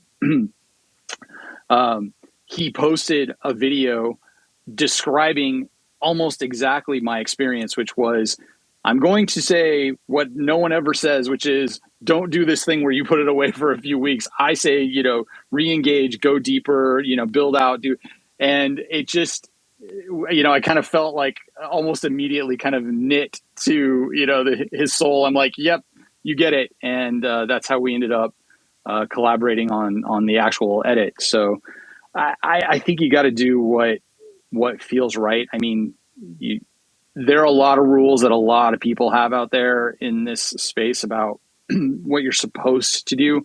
But the whole reason, I chose to self-publish was so that I could say, yeah, I'm not doing that. I'm going to go do the thing that really works and feels right for this story and for me as a writer. So, and let the chips fall where they may. Thank you for that. I don't disagree. I'm trying to think how long I've been spending on this, getting this first draft done, and it's as long as the first one. So it's like about 400 pages as it stands right now, about 120,000 words, right? So I'm like, yeah. So I haven't looked at the beginning of it in some time. It's a beast again, because evidently I write books that long, but as you do, I know, Plane Runner, and so I think you make a good point. I don't know if anyone else wants to jump in. How are you, Will? How are your projects going, sir? Well, thank you so much, first of all, for having me. It's been, I think, a couple of months since I was last in one of these spaces of yours with the Writer Block with Michael and yourself. Thank you so much for having me. Obviously, as you all know, I'm undercover, published under a pseudonym, a very famous set of, they weren't intended to be published. They were to my nephew by the name of Wormwood, but they were leaked to the press, a series of letters that I wrote. I'm still getting to trying to live under the radar with that. No, most of my projects are on the back burner, but it's interesting talking about audiobooks because I am re-recording an audiobook for a friend, a Twitter mutual.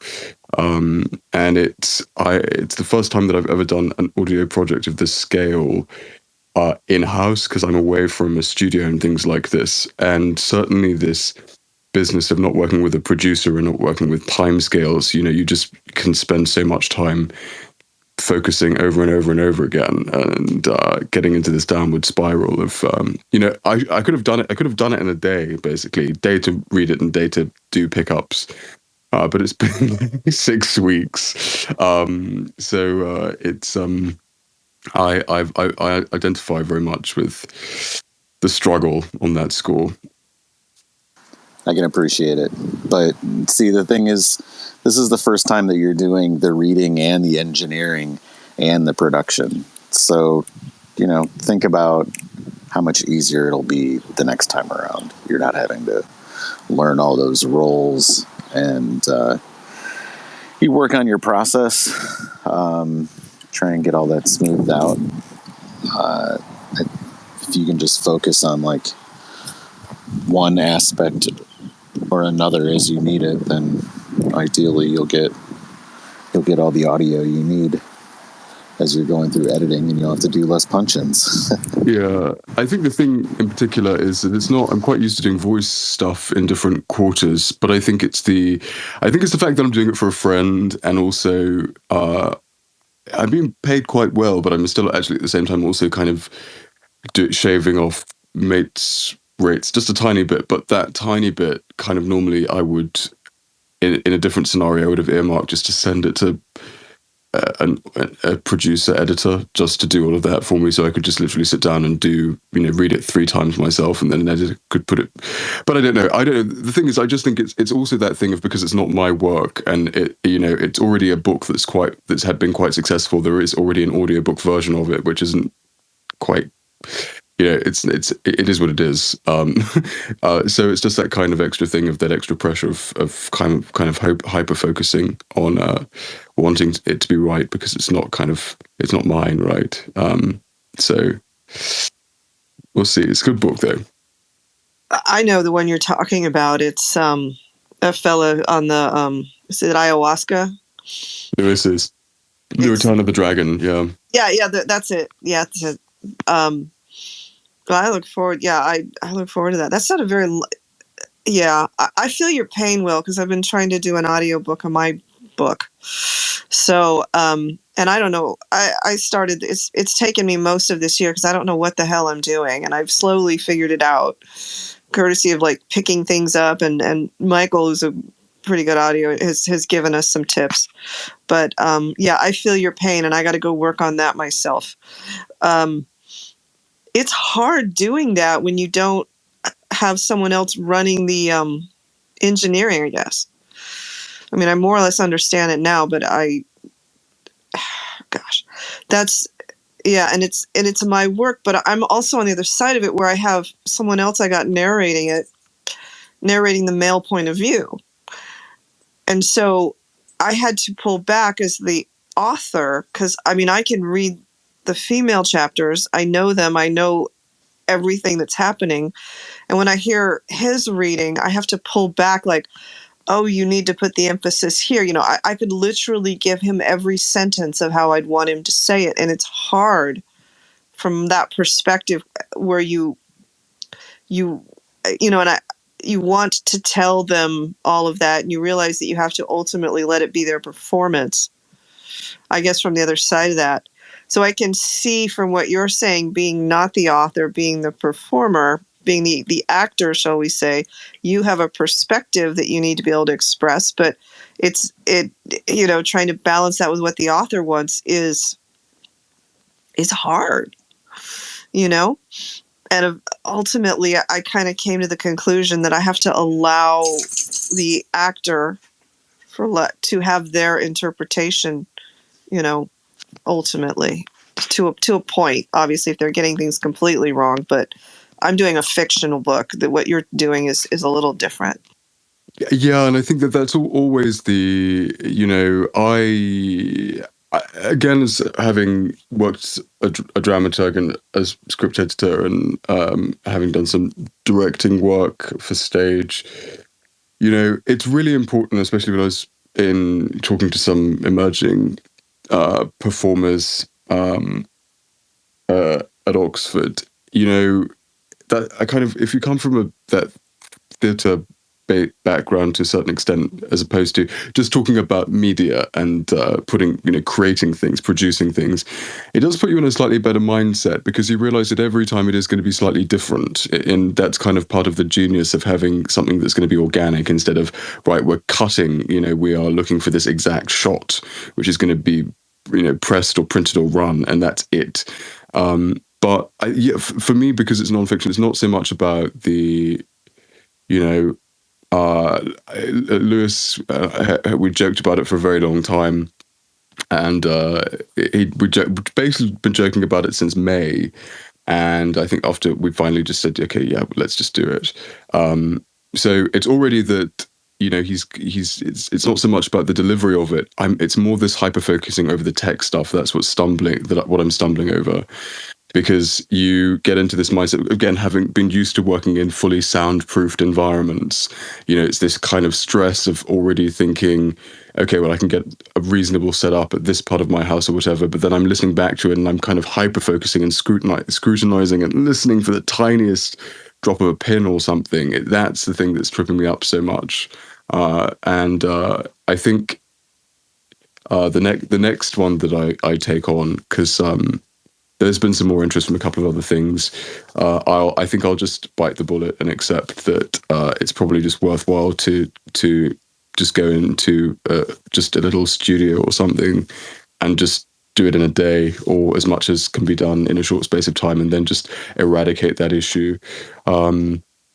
Just because I've just reflecting on this process, it's the thing that has encouraged so much procrastination and kind of so much hyper focusing on exactly the wrong sorts of things, because I know it's in the bag. It's just that, just like environmental noises and stuff that are occurring. Yeah, I mean, the thing is that I've running it through. I've just borrowed my friend's license for some for like Isotope RX, for like all of the proper stuff to do, removing spectral background stuff and whatever.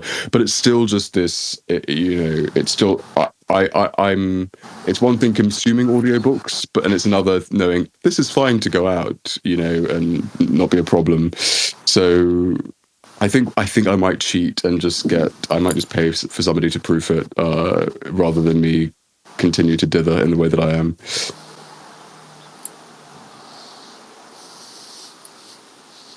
Yeah, maybe. I don't find typically the quality of audiobooks produced in the last 10 years is pretty good.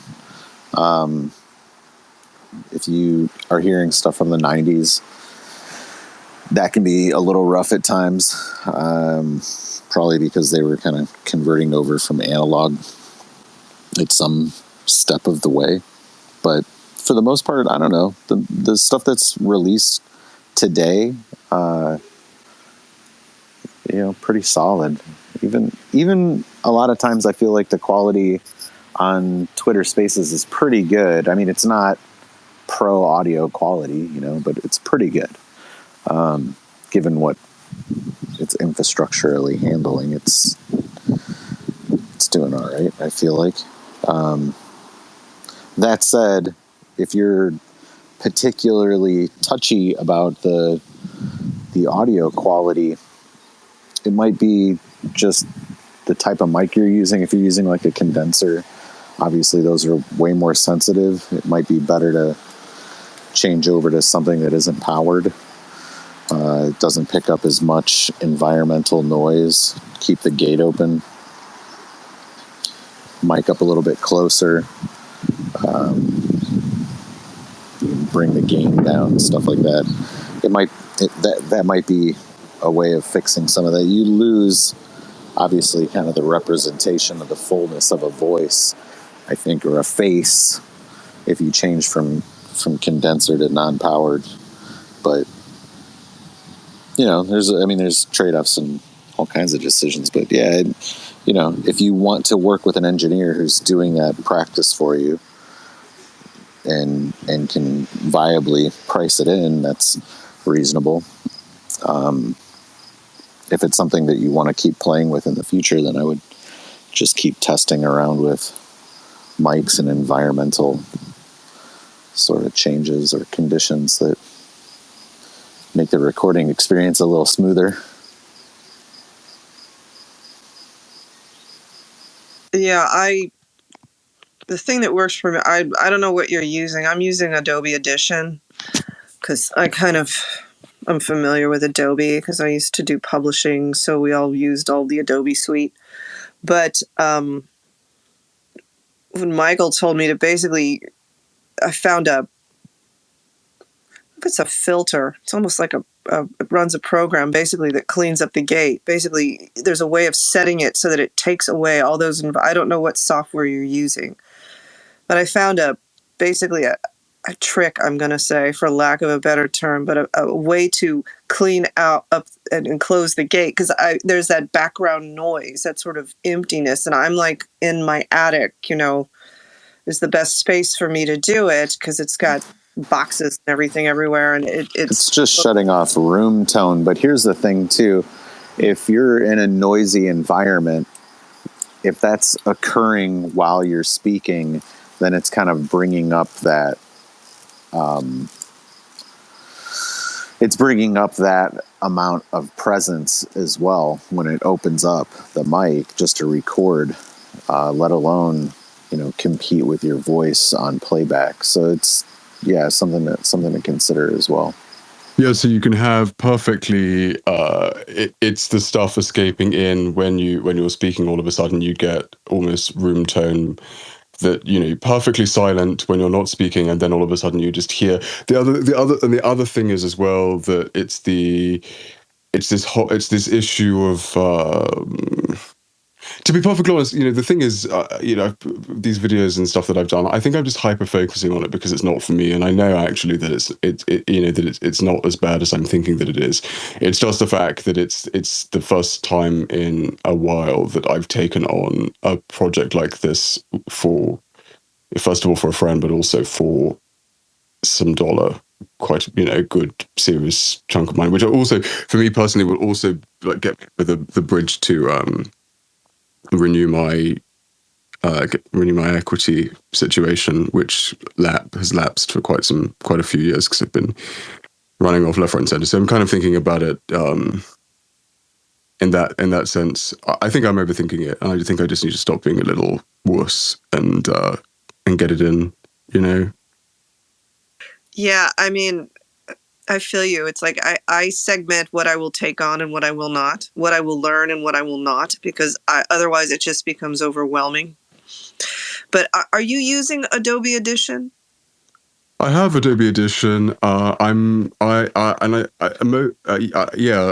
Adobe Audition, and I think I recorded half of it in Adobe Audition. And I literally, Michael, it's not just setting a filter. There's a way. I can send you the video I found, and it has made a huge difference in our recording. It gets rid of all that background noise. If you want, I can dig it up and find it. But you go in, I can't remember. You go into the noise gate setting and you set it based on. God, I'd have. Yeah, but I'm familiar.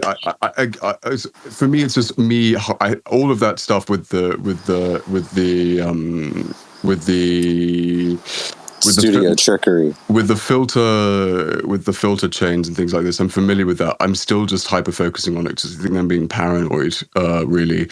But it's all to do with the threshold and also some weird things as well, which I picked up on from doing the redubs of those Chaucer videos in particular.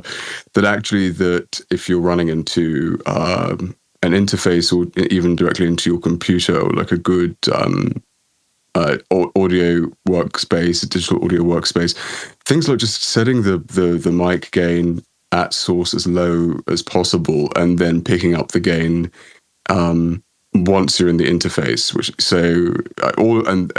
all those little things and tweaks which are just kind of burdensome to think too much about if you don't do it all the time. It will be out and sorted and done soon. Because I actually think it does in every possible sense. It's a better for a variety of reasons. I think to what I've heard, the one that's out already, in terms of just overall kind of sort of room tone and noise floor and all the rest of it, but also just I have skin in the game with this book as well because it's material that I'm very familiar with, and it's a story and concept and context, and Lewis is a very witty writer, not just informative but very witty, and yeah, it'll be sorted. There's nothing that can't be picked up in post at the end of the day, really. Yeah, I mean, both you and Michael know far more about this than I do. I'm just rolling in here and, doing my thing. But I feel you. It's frustrating because it's like one more step you don't want to take on, but like you said, you kind of have to. I clearly have skin in the game on mine because it's my book, but yeah, no, I mean, honestly, it's kind of nice to hear other people are frustrated by that process because it's really hard, and I'll drop it and then I have to go back and relearn it because as kind of what you were just saying, it gets frustrating. But do you want us to make you accountable, Will? You have to be done by the next time we do a workshop, which will be in about a month. Yeah, I want to be done before then. I'd really like to just get it done by the end of the week. Not that there's any pressure or deadline, but certainly, yeah, if it's not done by the next time there's a workshop, then please hang me up by my toes and suck up my eyeballs with a vacuum cleaner and replace them with boiling hot toffee apples. I think that sounds like a fair punishment. That would keep me accountable, I think, maybe. I think that would keep most people accountable. There we go. Especially it'll be October, so toffee apples seem appropriate. Very much so. Very much so. Well, I'm sorry to just drop in and talk and then bounce, but I've just got a phone call to deal with, and then I have to finish up the prep for this art history space this evening. But it's been a delight to chat. I look forward to it. You guys, you should all join Will's art history space.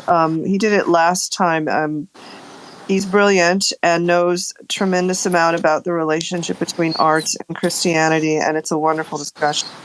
Post up a link. Yeah, post a link because it's quite. I set a reminder already, so I'm planning to be there. Unless something dire happens. But yeah, no, thanks for coming in. We usually go about 9 to 11, so we're just about done, I think. But it's always good to talk to you, Will, and I look forward to your space tonight. Thanks so much. I just posted a link in the comments. So all best of luck, and I'll see you soon, okay? Thank you very much. Good afternoon. All right, guys. Are we about... I think we're about ready to... Puppy's got her hand... Puppy's got her hand up. I want to be held accountable. Yeah, what do you want to be held accountable for? Well, Michael, I've got this video project I'm taking on. My problem is I'm poly, whatever you call it. I'm interested in everything. Pollyanna? No, yeah, that too. But polymath, polyglot. I'm interested in everything. I'm like this magpie. Yeah, collecting things for my nest. So, but focus and determination. I have that too. So I have the system I've been trying to deploy just in life of get the idea, put it on the list of 10,000 things to do to get it out of your head, but then have a schedule for every day. And again, with retiring, in so many years, my schedule was 100% driven by all of the litigation, the cases, the project. I remember people would say, "Oh, put yourself in there, put that massage." Well, I never was good at that, or even eating lunch.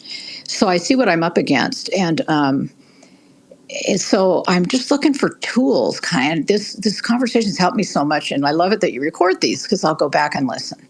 So part of it may sound like getting ready to get ready, but I'm saying I think I will lay out a sort of production schedule, even if I'm just imagining it. Like when I want to have my video out, I want to have it done by mid-November. And so backing up from that, literally, I think blocking up time and then perfect way of thinking of it. Is that good? And then Michael, and then I'm just going to see how it goes. And the truth is, it's pretty open-ended. And if the group that assigned it to me decides I took too long, okay. But I think one of my issues is when I'm starting something new, I literally don't know how long it will take. But I know I have the capacity to immerse myself very intensely when I'm doing it. So it's more structured. But you can ask them what their expectations are too, right? Yes, and it's a 30-second. Yeah, good point. And so, well, frankly, what the goal they already set and they used an AI. I already consulted with some folks like you, and it's like 100 videos what they want. So part of it'll be, no, we're simplifying this and it's going to be a bunch of little ones. And that's how it goes. And so I've got a basic idea. And so I guess by next month, I would hope to have that schedule going. And the other part is scheduling.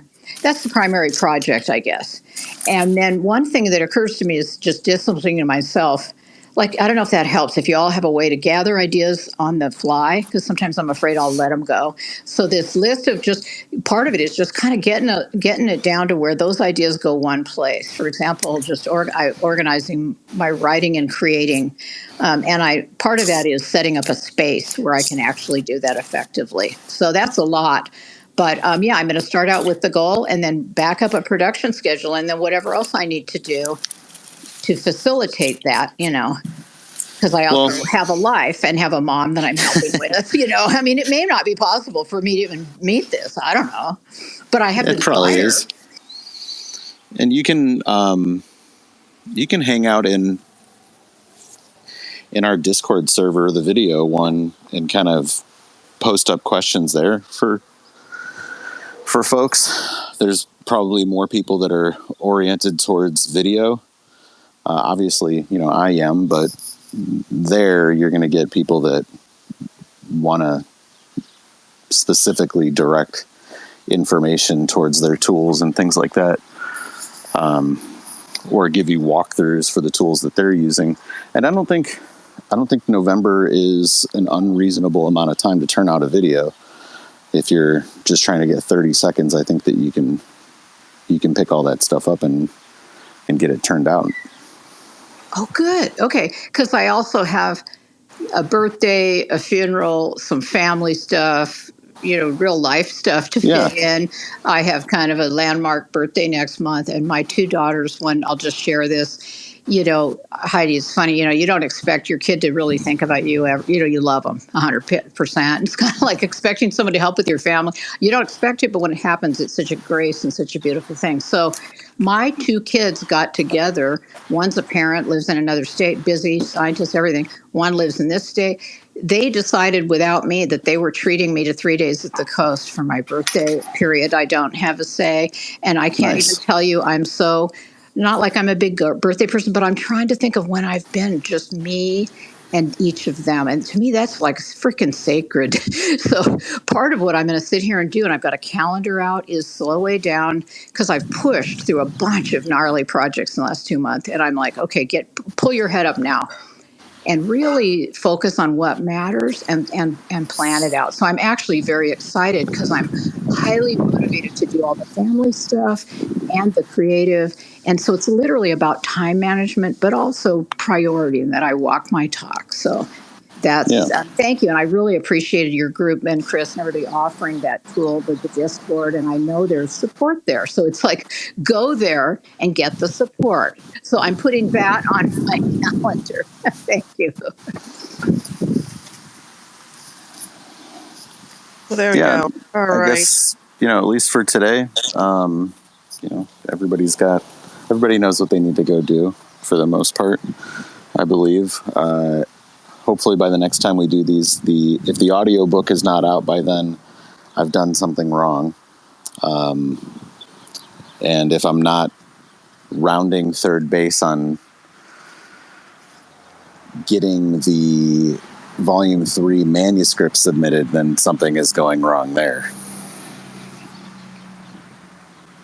Yeah, I need to. Hopefully next time I need to have Plane Runner. Thanks for that. On just get back in on work on it. I think I will. I think I'm going to try and get the audiobook going, but I don't think I'm going to just leave it, for a month. That'll make me crazy, and that'll just get lazy.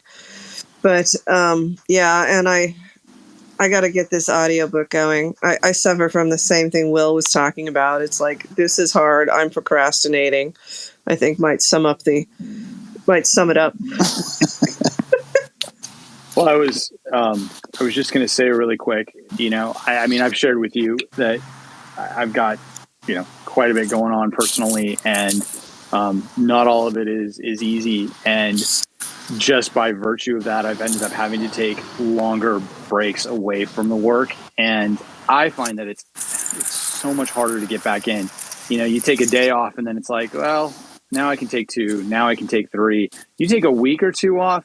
I mean, you could really easily just find yourself stalled.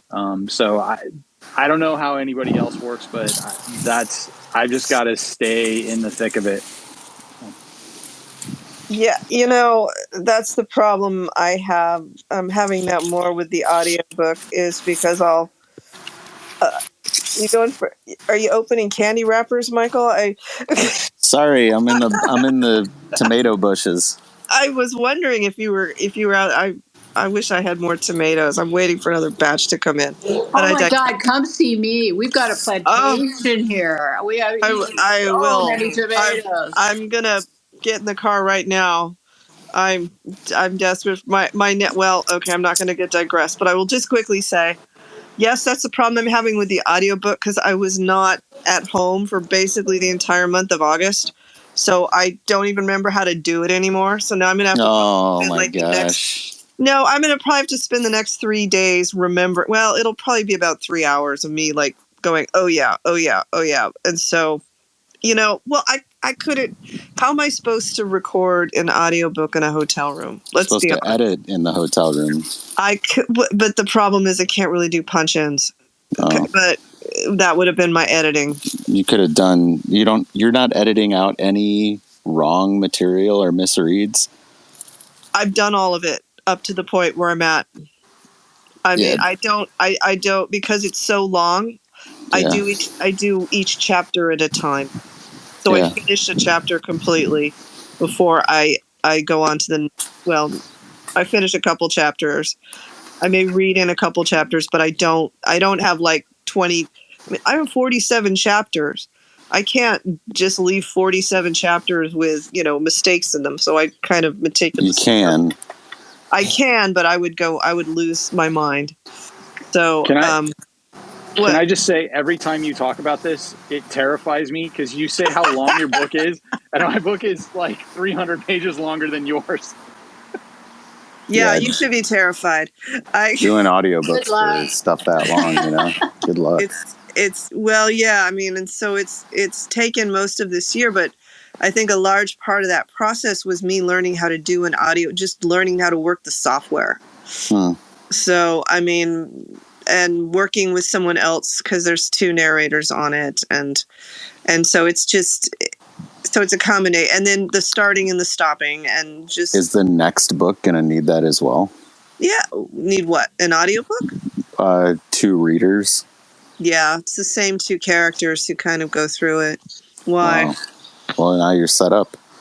Yeah, you're locked in. I am set up. I would almost like a 3rd reader for my villains, but I think that might get me into trouble.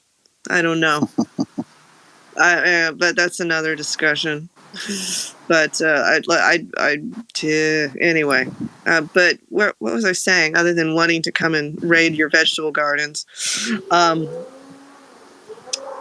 no, yeah. So yeah, it's the same process. Well, I don't even remember what I was saying, but yeah. Anyway, yeah, got to get this audiobook done. So I'm gonna probably have to go spend a good 3 hours in my attic remembering how to do it again.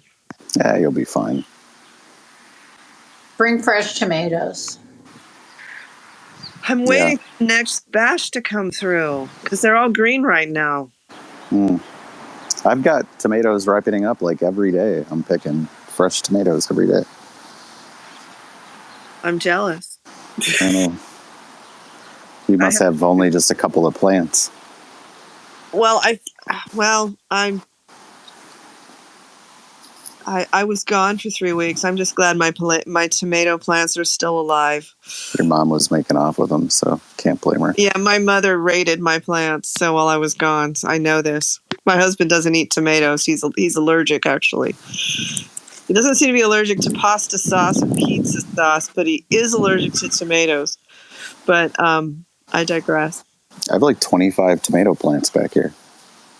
25? Dude, we've got that much too. And I'm like, one thing is, there's determinants and indeterminants. And the determinants will grow to a certain height and stop. The indeterminants will keep growing. So, Heidi, it might be, I'm not saying it's not your mom, and, hats off, tip of the hat to your mom. But if you happen to get a determinate brand, pinch the top so the plant won't send its energy into trying to make more plant and more blossoms and more whatever, but will rather send its energy to ripening the fruit that they have, or that you have. I think I'm just jealous that I just think I have to move out of California, ironically, so I can have that much land. But yeah, like a third of an acre. Well, we bought this place forever ago when those were the lots, but that's part of why I bought it. And I believe me, there are days I'm like, what was I? But it truly is a blessing. And for as long as I'm here, land is a blessing, and I don't have any. And Michael, I don't know what you've got, some sprawling estate wherever the heck you are, with 25 tomato plants. My God, Could have so many more. Just stop. I don't want to hear it. Sick burn. I'm just jealous. I'll openly admit. Probably have like 30. You're not going to some odd pepper plants. He's doubling down. Maybe 35 pepper plants. Just rubbing it in, aren't you? Just rubbing it in. I put in 2 new beds though, so it's a lot of room. Need that much room to grow tomato plants. It's true. I know. Like I said, the biggest problem was I was gone for for basically all of August. I was getting my kids set up. And so I know I need to just take over some of the patio and some of the lawn. I could definitely do it. It's just a matter of actually being here over the summer. I don't know if any of you guys actually follow my YouTube stuff, but I posted a while ago that my neighbor has a pumpkin patch growing in her front yard. Awesome. It is awesome. I love that. That's that. Yeah. I was so excited when I saw that. Oh my God. My neighbor has one too. I'm looking at this. I'm like, are those squash or pumpkin? And they're just like, they're doing it. I love it. I'm going to dig it. I got this strip next to my driveway that, like, the grass there looks horrible. It just won't grow no matter what we do. You're making me want to just pull it up and put in a pumpkin patch. Yes. Might as well. It's an option. It's perfect. It gets sun all day long. Do it. We call those hell strips. Do it. It's a hell strip.